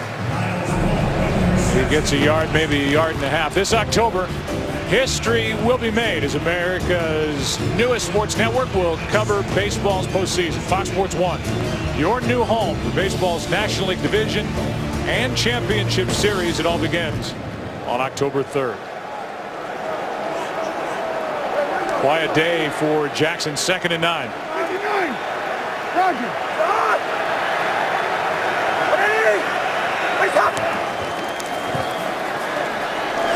Pass is broken up. Well played by Kerry Williams on Pierre Garçon.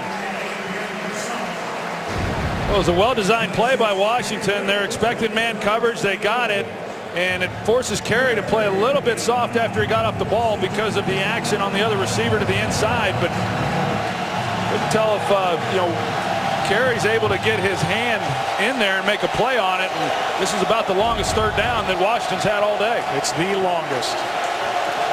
3rd down and 9.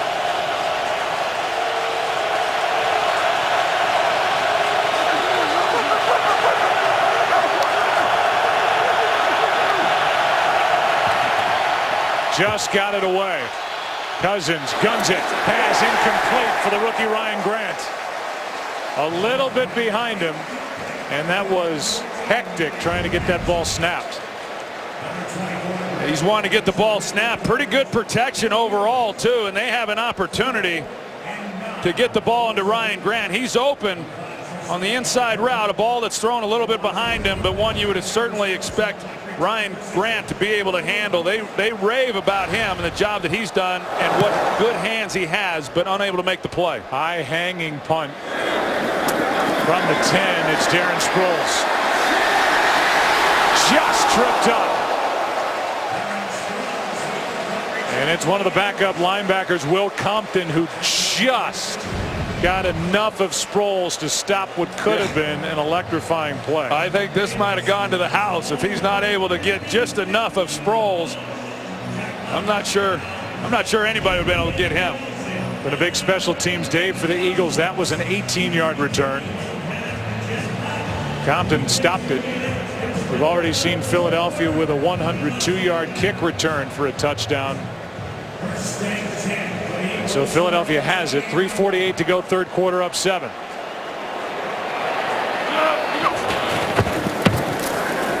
Bulls backing up. Arakpo in his face, and the pass incomplete.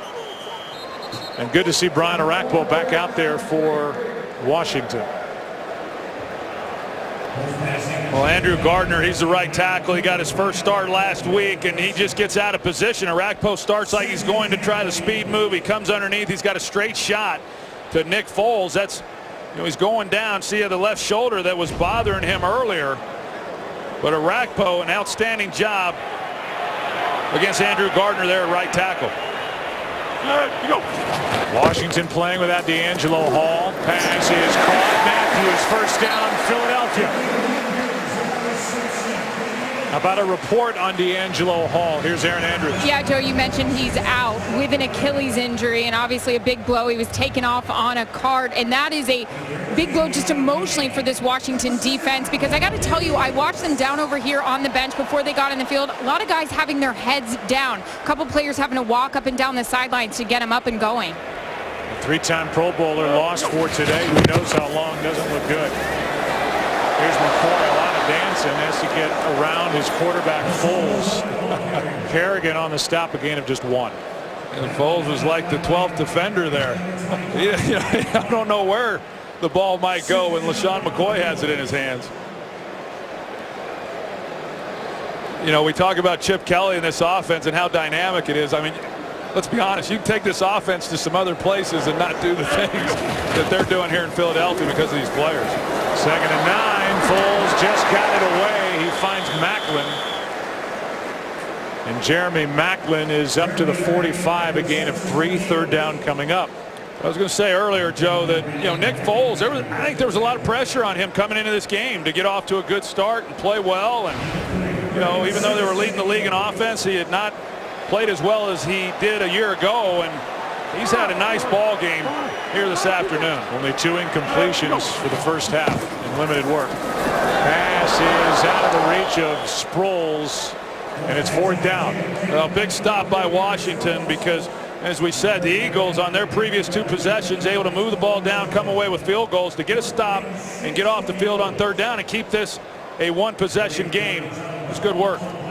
First Eagles punt of the day coming off the foot of Donnie Jones.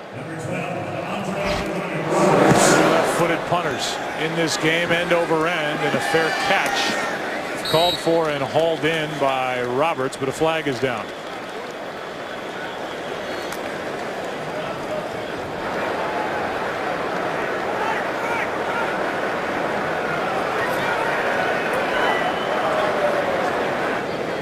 Looks like it's against Philadelphia.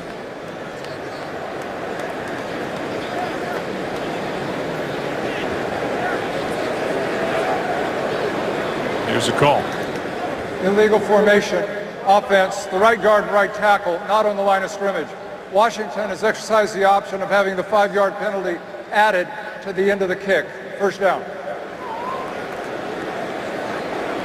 So they add 5 yards to the end of the kick, and that'll take it out to the 19-yard line. Well, how about the game coming up? Week 3 continues later today on CBS, and for some of you on Fox, and tonight was Sunday Night Football on NBC, plus Monday Night Football on ESPN, and the big game coming up later today is a rematch of Super Bowl 48, with the Denver Broncos having to travel to Seattle and Troy. Peyton Manning and that offense has no idea the noise that they're about to be hit with in Seattle. Well, you got to believe it's going to be better than it was in the Super Bowl, but it's an unfair battle whenever you have to go to Seattle and face that rush. Cousins going to air it out. Deshaun Jackson downfield. He's got it. And the former Eagle is going to take it in backward and score.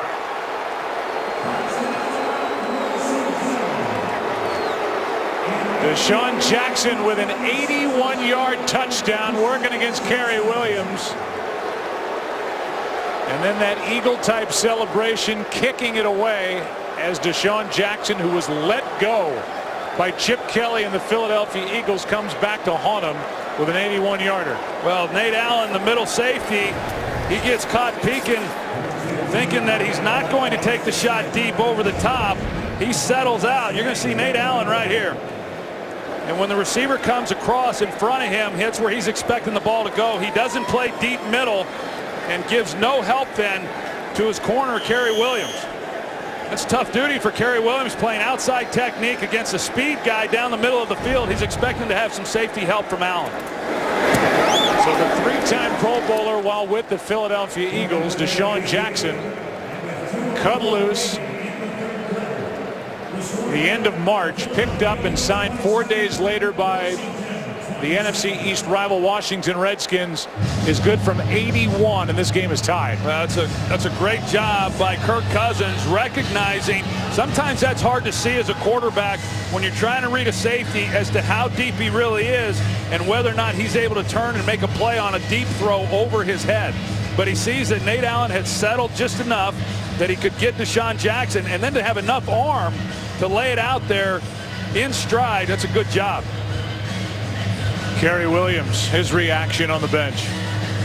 Yeah, he's wondering where his help was, because he's not going to run with Deshaun Jackson. 2 minutes 4 seconds left in the third quarter of this really good game here in week 3. It's Kirk Cousins who talked about Deshaun Jackson. They haven't had a lot of work together. Obviously, the majority of the work that's happened so far was with RG3, and Cousins said, of all the guys, I know the attributes on the field of Deshaun Jackson the least. And he didn't get any work with him this week because of the shoulder injury. So Jackson doesn't practice, and he's good for 81 yards down the middle of the field from Kirk Cousins.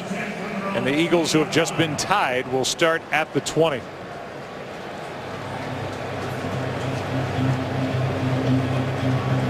How about the numbers of the two quarterbacks? Cousins has thrown for 292.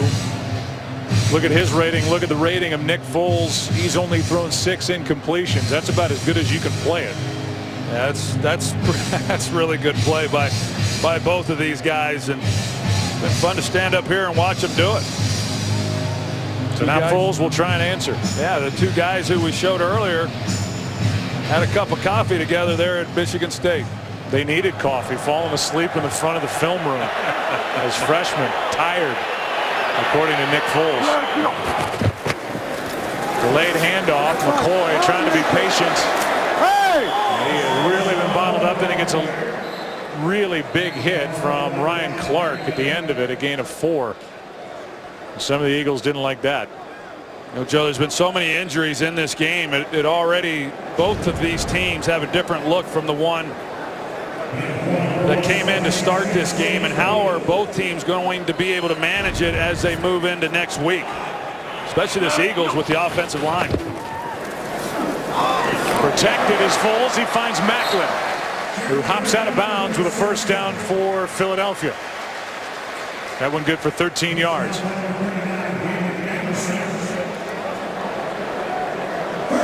Macklin coming off a lost season, a tear in the knee, and he looks like he did before the injury. 6 feet, 198 pounds is Macklin out of Missouri, first round pick in 09 when Andy Reid was here. That snap was late, and because of it, a near interception. The snap was late by the backup center David Molk, and because of that there was pressure by Ryan Kerrigan, who got in the backfield before Foles really got set. Well, there seemed to be some confusion offensively by the Eagles. Even Riley Cooper was throwing his hands up, wondering what the play was, and you see him right here, and then he just kind of lines up. I was watching to see what he did. He wasn't real sure what he was supposed to do when the ball was snapped, but Nick Foles almost with a big mistake. Chris Baker at nose tackle, you're just not going to get opportunities like that. Play clock at 3. Handoff to McCoy. And on second down, a gain of 4, so a big third down coming up with about a minute left in the quarter.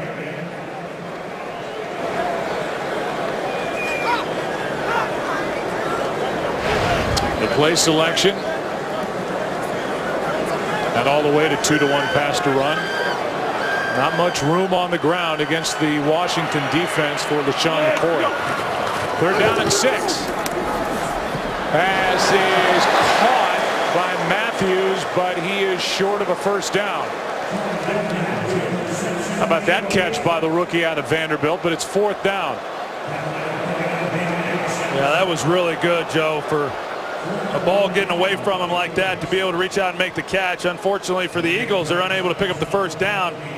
You know, Jim Haslett, it's a challenge facing this offense with all the things that they're able to do, but to be able to get off the field the way they have here the last couple of times, they've done a good job.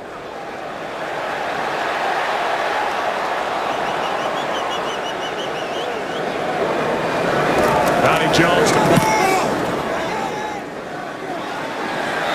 Roberts with a fair catch just outside the 15. 38-yard punt, nothing on the return, and Kirk Cousins coming off that 81-yard touchdown throw to Deshaun Jackson. We'll head back out there to work in a tie game. Let's go back to the touchdown last time. Number 8 had it in his right hand. You're going to see, I mean, Kirk Cousins, he knows where he wants to go with the ball. Then it's just a matter of whether or not the safety is going to allow him to take that shot. And he shows off the arm that he has in being able to hit a guy like Deshaun Jackson on a deep post. Sometimes those guys are easier to throw to because there's almost no way you're going to overthrow them. Here is Morris. Alfred Morris shakes one tackle. And the big back is out across the 20. A 7-yard run. Should have been a loss on the play, and that's the way the third quarter ends. Morris got away from Brandon Graham and turned it into a 7-yard gain. Back after this from the local Fox station. The tandem of McCoy and Sproles on the bench, watching with the rest of us on a 2nd down and 3.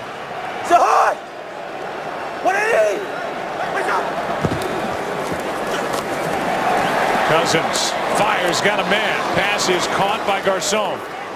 And Pierre Garcon has got a first down out at the Washington 35. It's a really good job here by Alfred Morris as he steps up and picks up the blitzing safety, Nate Allen. He gets just enough of them. That's not really his strength as a running back, pass protection, but he does a good enough job to afford Kirk Cousins time in the pocket to deliver a strike. 180! What's up? Hand off to Morris, running right, and he's bottled up. Let's go to Joel Klatt with a game break. Joe, to St. Louis, remember the Rams had a 21-0 lead in this ball game, but that has quickly evaporated. Bruce Carter, the 25-yard interception return for a TD. The Cowboys have a 10-point lead. Joe, Troy, and Aaron. Joel, thank you. So that thing has completely flipped. The Dallas Cowboys are staring at a 2-1 start. That's what Washington wants at the end of this day. If Washington wins this game, the three top teams in the division will all be 2-1. Quick setup and throw. Garcon, what a good play. Out on the edge, and that play was made by Boykin.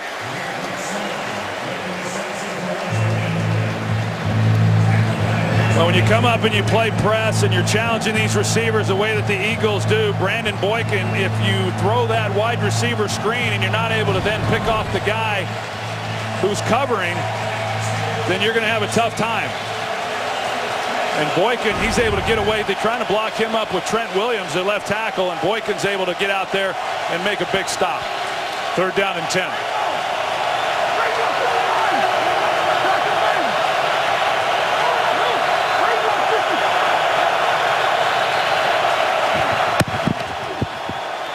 Cousins, pass incomplete. Roberts didn't look for it in time. Looked like a pretty good throw, but Andre Roberts didn't look like he was ready for it. No, Andre Roberts is running his route. This is amazing anticipation by Kirk Cousins. You know, you see Roberts come out, and then he's got to try to locate the ball. One that he certainly could have caught. That's not an easy play for Roberts to be able to make. That ball was let loose by Kirk Cousins much sooner than it normally would be, but he did put it on the money. Look at this punt by Tress Way. It was pretty, but it goes into the end zone. So nice work by the Philadelphia defense now. Roberts couldn't come up with it on 3rd down. Eagles have it in a tie game. You really have to credit the Washington defense. You look at the injuries and who's banged up. Big loss for Philadelphia. All these guys are out. Kelsey, the center, such a vital piece of what they do here with the Eagles offensively, is out. Here's McCoy, and not much. So if you go back to Monday night, McCoy and Sproles with their yards from scrimmage totaled 280. Today, those two guys at 70. So a good job by this Washington defense in slowing down two guys that really got off to good starts. Well, an outstanding job, because these two guys are hard to bottle up. I don't even like to call them, you know, a 1-2 punch, because they're like 1A and 1B. They're both so dynamic. And in that game on Monday night, like we saw so much of that with Darren Sproles anyway, with the screen game. You know, Washington has well, they're going to get their yardage, but Washington has held up very nicely. Foles overthrows Macklin. He had Macklin behind the defense, but Nick Foles put too much air under it. 3rd and 8. Yeah, that's the first one we've seen him miss here today. But Jeremy Macklin, he just runs straight off the ball, and he's wide open for a touchdown. And those are the throws that, you know, considering coming into this game, the Eagles, number 2 in all of football in pass plays of 20 yards or more, and I bet that they left at least 8 of them on the field in the first 2 weeks, and that was another chance.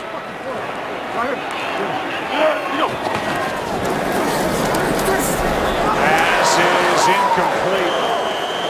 Probably a good thing for Philadelphia. Selleck couldn't pull it in. And kind of a misdirection play that didn't work at all. Good work up front by the linebackers of Washington. It's 3 and out. And now with the 3 and out by Washington, this should give the ball to Washington with outstanding field position for their next possession. Johnny Jones will hit it. Not a pretty punt. Roberts catches it on the move, and they will have good field position. 7-yard return, and they are going to mark Roberts out of bounds past the 45 of the 47 in a tie game. In the 2012 draft, Andrew Luck went number 1 overall, RG3 number 2. 100 picks later, it was Kirk Cousins out of Michigan State. Rookie teammates with Robert Griffin III with Washington. Had a good day. 5th NFL start. Down the sideline, he's got his man, and the catch is made by Garcon. Perfect throw and a strong catch from number 88. And Kirk Cousins delivers another strike. He does an excellent job of holding the safety and not turning to throw to Garcon until the last minute. So he holds the safety as long as he can, and he needed to, because this ball had to be placed perfectly along the sideline to allow Garcon to make the play before Nate Allen comes over and knocks him out. That's some of the throws that Kirk Cousins has made in this game have been really impressive.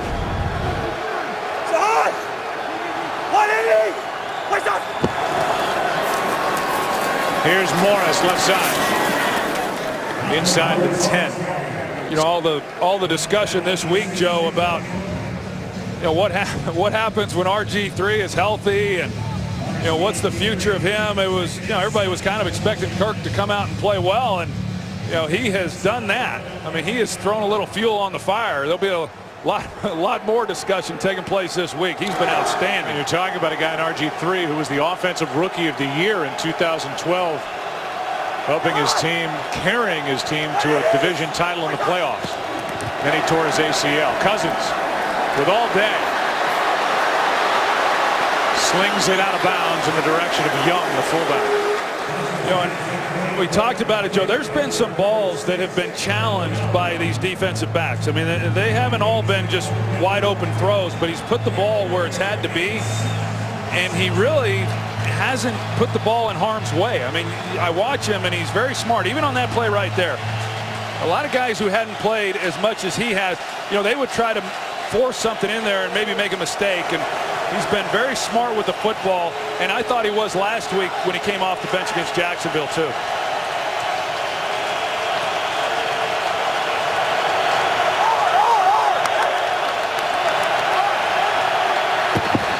And they're going to get him for delay of game, and then Fletcher Cox is on top of Cousins. No flag, as Fletcher Cox will say. You couldn't hear the whistle. Now Boykin ends up on the ground. There are no flags down except for the one for delay of game. Well, I don't fault Fletcher Cox on that. He probably did not hear the whistle as he came off delay the ball. Game, offense, 5-yard penalty, remains 3rd down. But when you're talking about a guy that's 300 pounds with a straight shot at your quarterback, and he gives himself up at the very end of this play, I mean, the Redskins are very fortunate that Kirk Cousins is able to just get up from this hit. He's got both of his arms, and that's the way you blow out a shoulder. 3rd down and 12.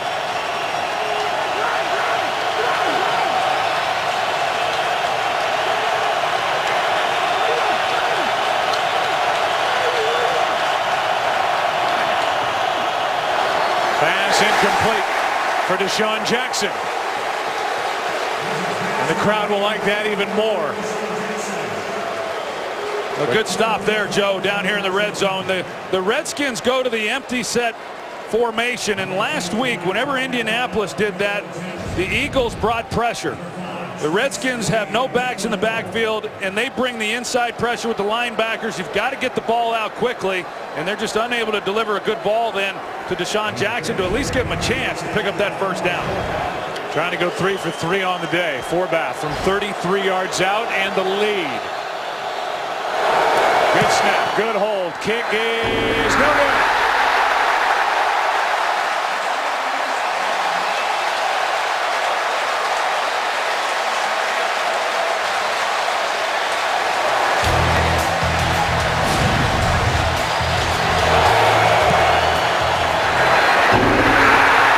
Still tied. Game is sponsored by Visa Checkout, the easier way to pay online. Tied at 27. And the Philadelphia Eagles And their offense on the field starting at their own 23 after the 33-yard miss by Forbath, who hit the right upright. The Eagles have punted last 3 times they've had it. Foles keeps it, throws it too high, and he is picked off. They're going to give it to Breeland, and Breeland is down inside the 35. We'll take another look at it, as will they. Penalty flags at the end of the play. Foles is down, injured, and a fight breaks out.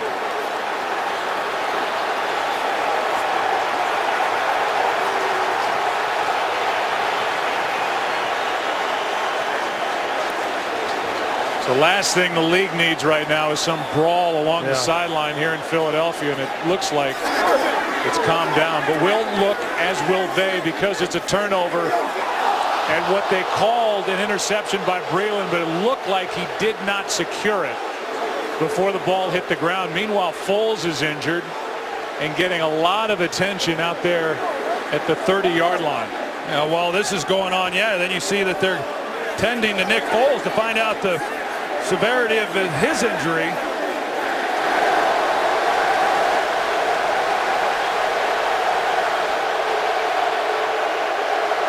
We'll see if there's any ejections that take place based on what just happened. Well, first let's look at what has been ruled an interception.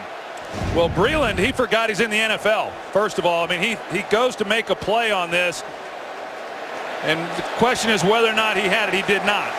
I think he doesn't get up and run because he knows he doesn't catch it. Yeah, well, he turns and tries to show the official Both that he teams made are the directed play. to their benches. Look at that. Chris Baker at the end of the play lays into Nick Foles. And they now throw 3 flags down on the field.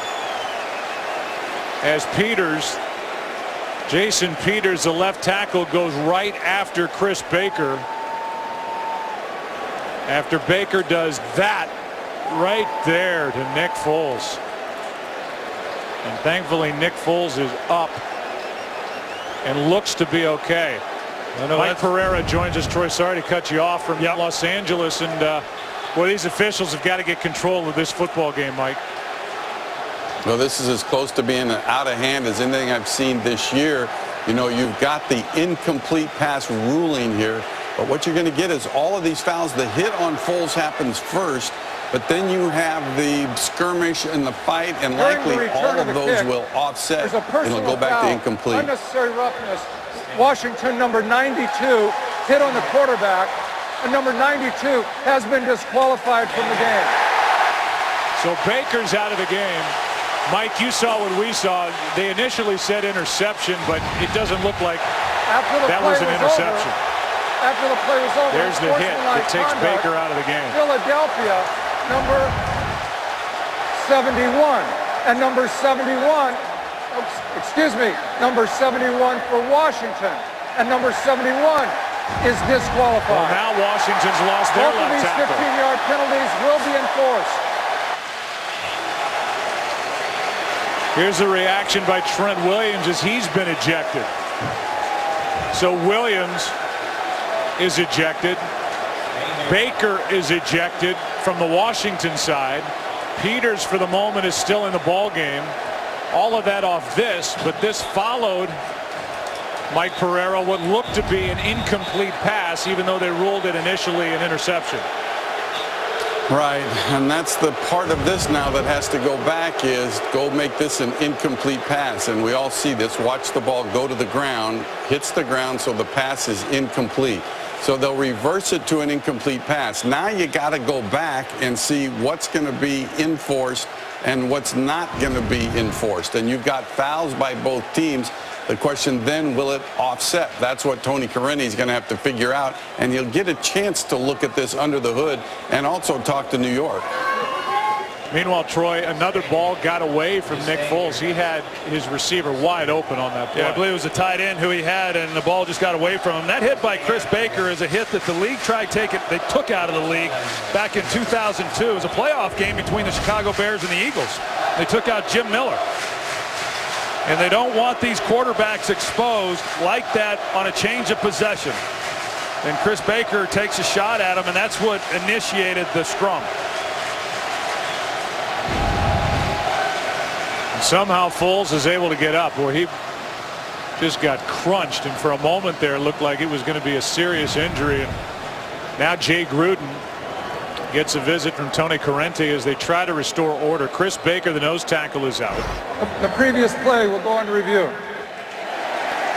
There's no doubt that this ball will stay with Philadelphia. Then the question is, how will they mark off these penalties?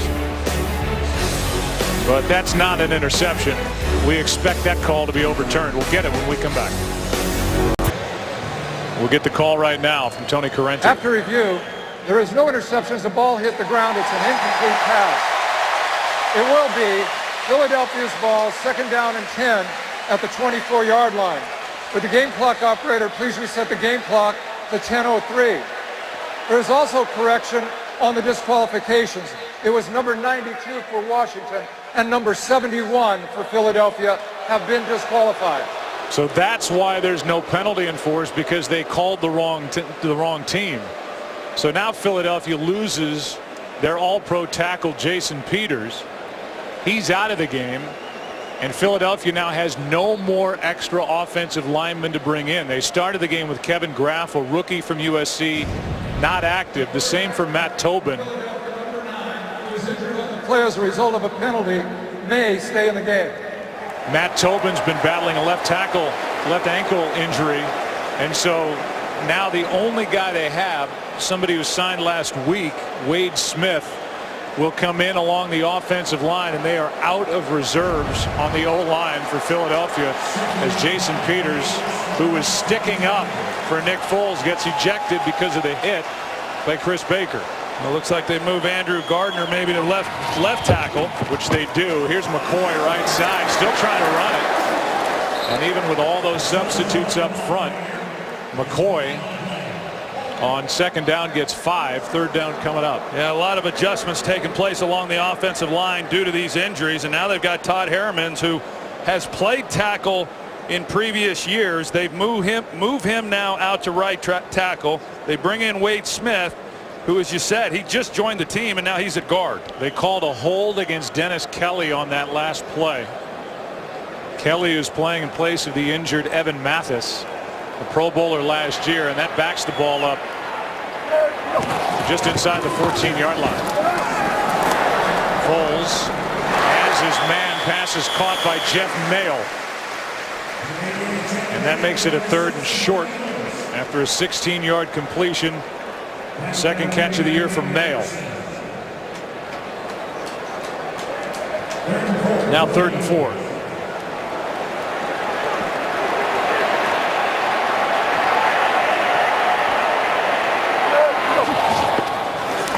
Foles floats it. Ertz dropped it for the flag.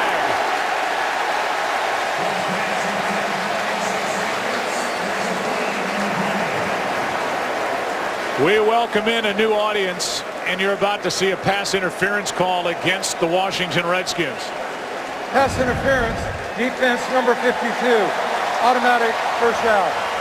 They get Keenan Robinson for pass interference, didn't get his head around as Ertz could not haul in what was a very good throw from Nick Foles.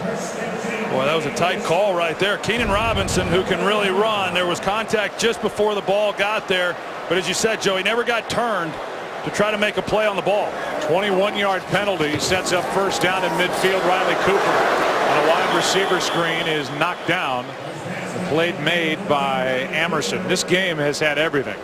It was a game that was dominated in the first half by Philadelphia, time of possession wise. Rather Washington, but Philadelphia had a 1-point lead at the half. If you're tuning in at the moment, just joining this game, you just missed a fight because of this hit by Chris Baker on Nick Foles at the end of what was originally called an interception. Baker's been ejected, as has Jason Peters, the left tackle for the Eagles. Ertz overthrown.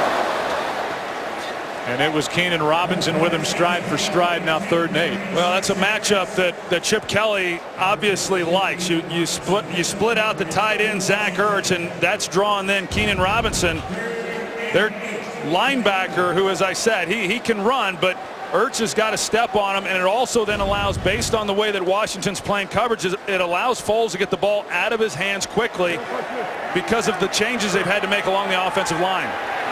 Changes defensively, too, for Washington as they've lost D'Angelo Hall. Pass is to Macklin, incomplete, out of bounds. And Jeremy Macklin tried to get the feet down, could not. It's 4th down. Well, they run a twist, the Redskins do up front, and Todd Herremans, who made the transition to right tackle just a couple plays ago, they're not able to pick it up. Ryan Kerrigan puts another big hit on Nick Foles, and an opportunity. Look at the knee. It was a heck of a catch, and that looks like a catch to me, Joe. And a challenge from Chip Kelly. That's a great catch by Jeremy Macklin, hauling it in and then being able to get his knee on the ground. So a challenge by Chip Kelly. He's 1 for 1 on the day. We believe will be 2 for 2. We'll get the call when we come back. 1 knee equals 2 feet. The play was at 3rd down and 8 at the 48. It was ruled incomplete. But a look at it as you see the knee of Jeremy Macklin come down before his right elbow hits out of bounds. And this should be a catch, a 1st down for the Eagles, and just a brilliant throw and catch by Foles and Macklin. That's as good a catch as you're going to see in this league. And the job that Foles does with pressure, hanging in there and delivering a perfect pass. Tony Correnti and this crew's been busy. After review, the Philadelphia receiver was able to control and maintain possession of the football inbound. It is a completed pass. It will be Philadelphia's ball, 1st and 10 at the 31-yard line. As Philadelphia has won their 2nd challenge, they will be entitled to a 3rd challenge and will not be charged with a timeout. You can see the twist that takes place up front with Kerrigan, and I mean, Foles gets blown up at the end of this play, knowing he's going to get hit, laying it out there on the sidelines where only Macklin can make a play, and he shows up for him and hauls that in. That's a good job. Foles has been taking a lot of hits in this game today, including a cheap one from Chris Baker. He got Baker kicked out of the game. Foles, Cooper, Emerson lost his helmet on the hit. Realize, Troy, that the Eagles are without Kelsey at center, Jason Peters at tackle. They've already lost Evan Mathis at guard, and Alan Barber at right tackle, who was playing in place of the suspended Lane Johnson. I mean, that's as thin as you can be up front. Pretty remarkable, and yet they're still moving the ball down the field. I mean, give this offensive staff some credit, as well as Jeff Stoutland, their offensive line coach. He's been scrambling throughout this game. Play action, Foles got a man. Touchdown, Philly. Jeremy Macklin.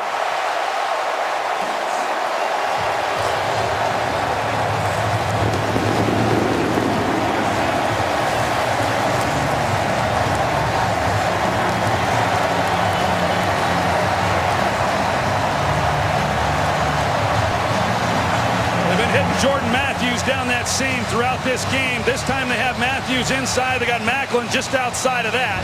Matthews goes through the middle, and then you're going to see Macklin up the seam. It puts a bind then on the middle safety. He's not able to be there. For a group that had not been able to get the ball to the wide receivers, they have been outstanding in this game. These wide receivers have made the difference. They have more catches by the wide receivers in this game alone than they had over the first 2 games. And they're 2-0, trying to go to 3-0. And in a city that loves tough guys, I think Nick Foles is once again proving, with the hits he's taken, the way he's hung in there, that number 9 is a tough guy for this Philadelphia offense. Yeah, he's been battered. He's been knocked down. He's hanging in the pocket. He's got a group of guys in front of him that shoot. Wade Smith, I don't even know if he knew his name before today. He just signed a week ago. They're all playing out of position, and yet Chip Kelly calls a game and Nick Foles delivers, and they're able to go right down the field and come away with 7 points, and all because of the throw that Foles is able to make and Macklin along the sidelines. That's a great job, and you can see Chip Kelly, he recognizes it as well. This is, you said it, Joe, it's been a tough afternoon for him physically, but he has delivered. You can still see that left arm of Foles kind of hanging there. He was grabbing at it earlier. He doesn't look to be totally right. But man, on that throw to Macklin along the sideline, he had two guys that sandwiched him, and he hung in there and delivered literally the perfect pass that set up the touchdown. Now Parkey hits it. Washington will start at their own 20, down 7. We're going to give a recap. DeSean Jackson, 81 yards to tie this game at 27. And then after a nice drive, Forbath hit the right upright. Game stayed tied. There's the hit on Foles. It got Baker ejected. The retaliation by Peters right there got Jason Peters ejected. And after a brilliant catch on the sideline by Macklin, Jeremy Macklin is in for his 3rd touchdown of the season and a 7-point lead.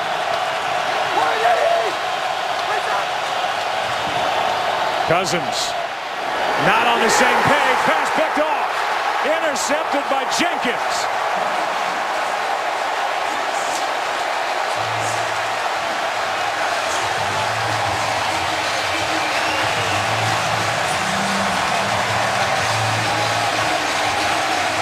It was Malcolm Jenkins a week ago who makes the play to win that game, essentially, when he picked off Andrew Luck. And the ground that he covers here is pretty impressive, because no question Niles Paul and Cousins are not on the same page. Niles Paul does not believe the ball is going to come in his direction. That would normally be incomplete. Malcolm Jenkins, to be able to get over the top of that route, lay out, and make a play, that's pretty good. Jenkins, who has taken over as the quarterback for the back half of that defense, has both interceptions this season for Philadelphia. What a pickup he's been. Howie Roseman, the general manager, Chip Kelly, the head coach.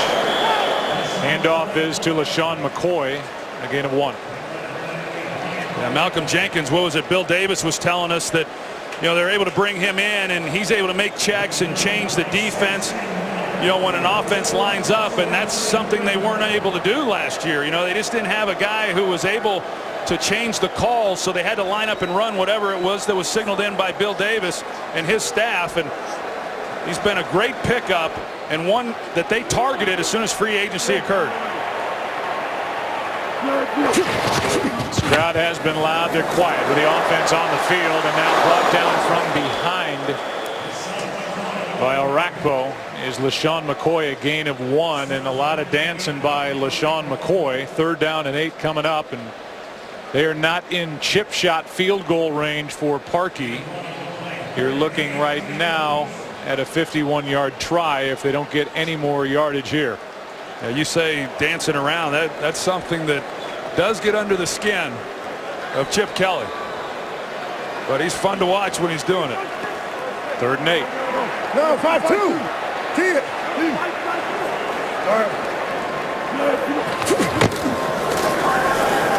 Foles floats it. Selleck overthrown. Had him wide open, but too much air under it. And now a 51-yard try coming from Parkey.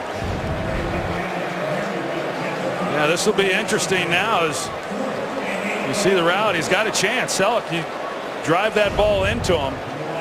But with not being able to get any more yardage than they did off of that possession, that's a good job defensively for this Redskins team. He played at Auburn. John Dornbos, the long snapper, with Donnie Jones holding. Parkey makes the folks happy in Philly.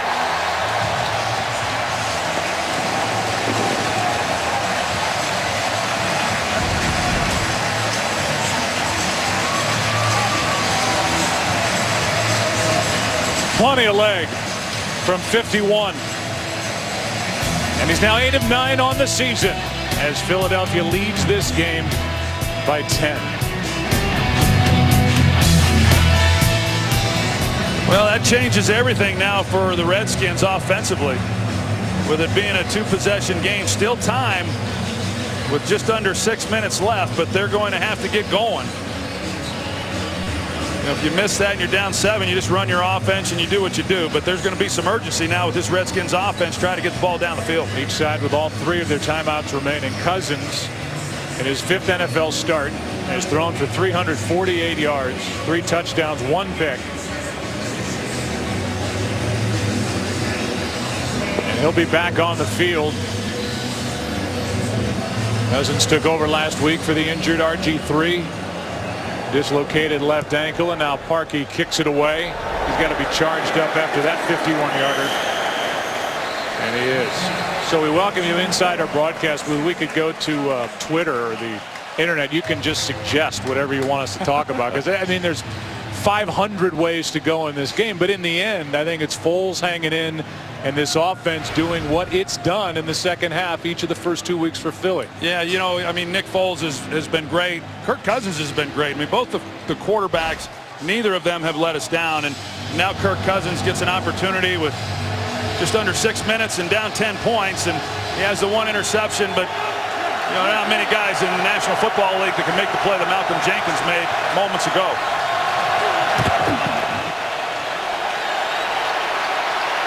Cousins throws, and he's got Garcon along the sideline. First down. The Eagles and Redskins join the NFL in celebrating Hispanic Heritage Month. From players to coaches to owners to fans, many Latinos have left a lasting legacy on the league. Hear their stories by visiting NFL.com/Hispanic Heritage. Join us in celebrating the diversity of the NFL during Hispanic Heritage Month and all season long. From the 31. 5.5 to go. Setting up a screen for Halou. Room to run. Down the sideline. Roy Halou. Caught from behind. And the guy who caught him was Malcolm Jenkins, who just had an interception a moment ago. But the Redskins are right back in it at the Philly 14. Well, a perfect call by Jay Gruden. Brandon Boyk in the corner is going to come off the slot. And the Redskins run the screen the opposite direction. So now they're in man coverage on the outside. And you block the one guy who then is covering Halou, and there's nobody else out there to make a play. That's just calling it at the right time and then catching the Eagles in a blitz. 55 yards for Halou. And the 7th different receiver Cousins has found in this game. Pass, end zone, out of the reach of Jackson. Fletcher was on him. We've had 2 ejections. We've had multiple injuries. Laval, D'Angelo Hall, Iheanacho. We haven't talked about him, more of a special teams player. Out with a foot. Baker ejected. That's all for Washington. Kelsey, the center for Philadelphia, and Jason Peters, the all-pro left tackle. He's been ejected. 2nd and 10.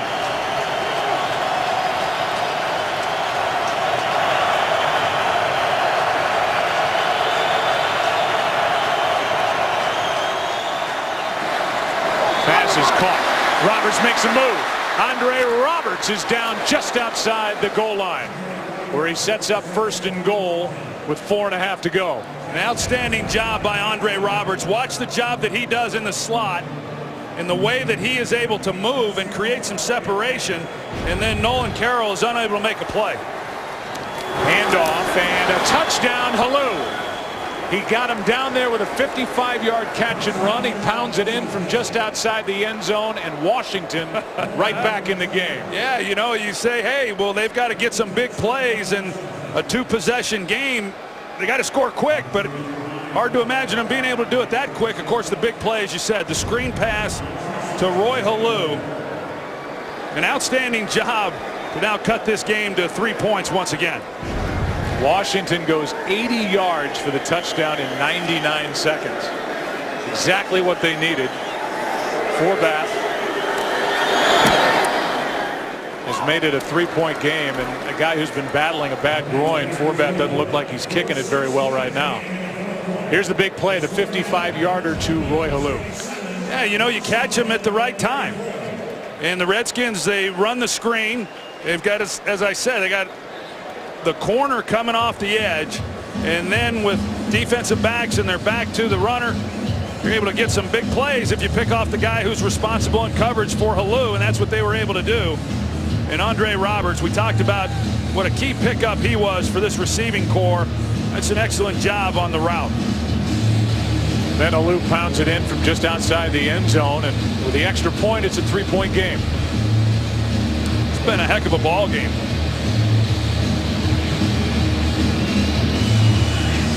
You talk about all these injuries for both these teams, Joe, and these trainers around the league, they don't get much of a break. Neither of the trainers for these two teams are going to. They're going to be working overtime. You can see Foles poking around in that left shoulder. He got injured on a hit earlier in this second half. He's been able to hang in there. I'm sure there'll be more on that at the end of this game as Sproles will take a knee. Nick Foles will go back to work, and he has been under a lot of pressure and taken a lot of big hits. And that's the one where he hurt that left shoulder. And for good measure, he got a cheap shot at the end of what was erroneously called an interception. Well, now you look at Philadelphia, Joe, and the one thing that they don't do is take time off the clock.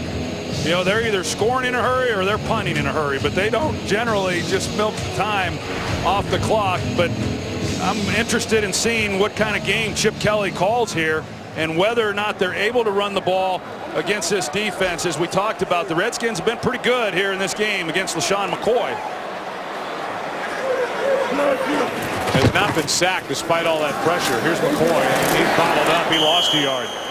Nick Foles has a quarterback rating of 115.2, 27 of 40, 306 yards, 3 touchdowns, no interceptions. And with the way McCoy has been unable to get anything on the ground, you have to believe that Foles is going to have to put it up here sooner or later. He's going to have to put it up, and I know that Chip Kelly does not want him having to hold the ball in the pocket because of the issues up front in that offensive line. And so they're going to try to get the ball out quick and just try to get first downs. McCoy averaging just over 1 yard per carry in this game. Gonna get it again and gets nothing. Curse made the play.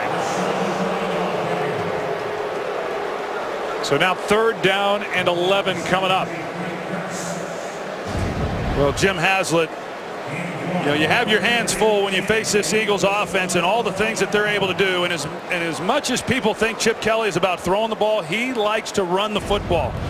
From his days at Oregon and then here with Philadelphia. But this Redskins defense has held up exceptionally well as you see the numbers for LeSean McCoy. Washington came in as the #1 ranked defense after 2 weeks. Foles on 3rd down overthrows Cooper. And it's a quick 3 and out. Washington didn't have to use a timeout. They have the 2-minute warning coming up. An opportunity just sitting out in front of them here in Philadelphia. Well, they wanted to come out, take time off the clock. They run the ball the first 2 downs. They don't get anything out of it. And then it puts pressure on your passing game to be able to pick up the first down there on 3rd and long. And a great job by Jim Haslett and that group. Good punt by Donnie Jones. Sends Andre Roberts back. A juggle, he hangs on. Roberts to the sideline, out of bounds near the 35. We regret to inform some of you that because of NFL television rules and the guidelines, we're going to have to take some of you to other action before this game is over, it appears at this point. But if you started with us, I'm going to bet that you're going to stay with us. And why not? 3-point game, and Kirk Cousins about to find out where the ball is going to be placed. Holding. Kicking team number 16. 10-yard penalty. Repeat 4th down. So they're going to make him re-kick as Brad Smith, former quarterback at Missouri, right there is guilty of a hold. Well, before Kirk Cousins comes back out, he's thrown for 427 yards, and this is his 5th NFL start. Washington's passing record for a game is Brad Johnson with 471. So he's knocking on that door. As you look at the game summary, the 2 quarterbacks have been outstanding. And DeSean Jackson in his return to Philadelphia now with Washington Big 81-yarder for a game-tying touchdown earlier in the second half. And even that one interception for Kirk Cousins, as I said, Joe, I don't think it was a bad decision. It was a miscommunication. Great play by Malcolm Jenkins. Poor punt by Jones. And it checks backward. And will be out of bounds near the 40 or 41-yard line, which is where the Redskins will have it as they trail by 3. And that was a big hold. It was just a 31-yard punt. And they mark it at the 41-yard line. Here's the missed field goal earlier in this second half by Kai Forbath. That was a 33-yard try. He's been bothered by a bad groin, and even on the extra point didn't look that solid kicking it. But he's getting ready with 2:27 left. Well, Bill Davis, the defensive coordinator for the Eagles, he's got to be real careful. You start trying to keep them from getting into field goal range, and you play aggressively, you give up a big play, and instead of potentially giving up 3, you give up 7. Here's Morris, left side. Cox made the play. Fletcher Cox, who's been playing so well, first-round pick out of Mississippi State in 2012. Great penetration there by Fletcher Cox, and that's the way you've got to do it if you're going to be able to play this zone stretch game that the Eagles, or excuse me, that the Redskins like to run. We're at the 2-minute warning. What a game. Week 3, NFC East. Eagles, Redskins, 3-point game. 2 minutes to go. Before the punt by Philadelphia outside of the 2-minute warning, there was a hold on Brad Smith out on the edge. The Redskins took the penalty. Washington would have started at their own 34. The penalty backed up Philadelphia. A poor punt. The drive starts at the Eagles 41. 2nd down and 11.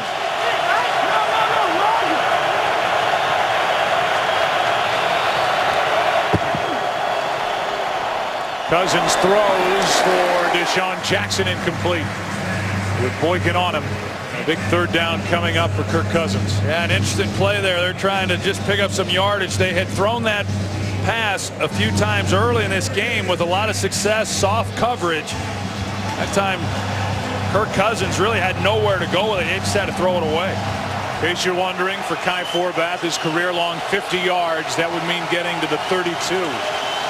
They're at the 41. 3rd and long.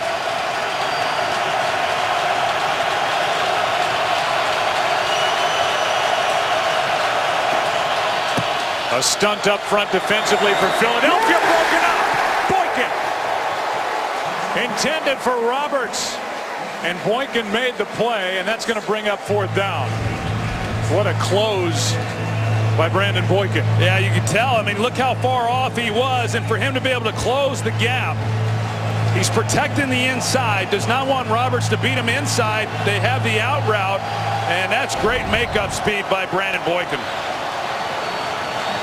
Both these defenses, the Redskins defensively do a great job. Their last time out, force a 3-and-out. Give the ball to the Redskins with great field position, and Washington has been unable to do anything with it.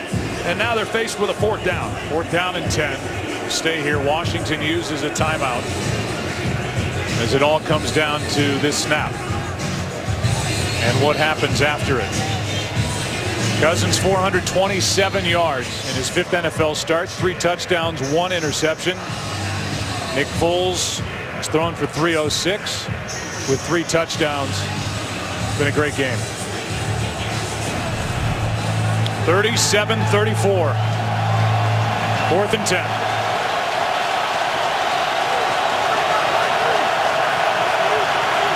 Middle of the field right now is open, Joe.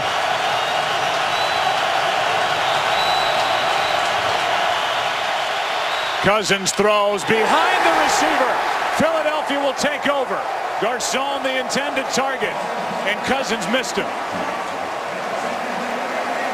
We just have not seen that from Kirk Cousins. He's thrown so many good balls that I don't know if he was confused by Pierre Garcon's route, but he gets open. Garcon is there's 2-on-1, and you see Williams there, Kerry Williams, he goes down, he slips, but I don't know if Kirk Cousins was expecting Garcon to stay outside or not, but they had an opportunity had they have been on the same page, or if that ball doesn't get away from Kirk Cousins. Great job by Philadelphia, not giving up anything there with amazing field position for Washington and an opportunity to at least tie this ball game up. They'll keep it on the ground. They do so with McCoy. Timeout taken by Washington with 1:43 left. They have 1 remaining. Next week's schedule is a Fox NFL Sunday doubleheader and some really good games, which will involve a team that looks to start 3-0, the Philadelphia Eagles, out in California. Santa Clara taking on the 49ers. Packers and Bears early. Lions and Jets. Buccaneers and Steelers. Falcons and Vikings will start late as well. And that all begins with the Fox NFL kickoff show at 11 a.m. Eastern on Fox Sports 1, followed by Fox NFL Sunday at noon Eastern right here. Second down and 11.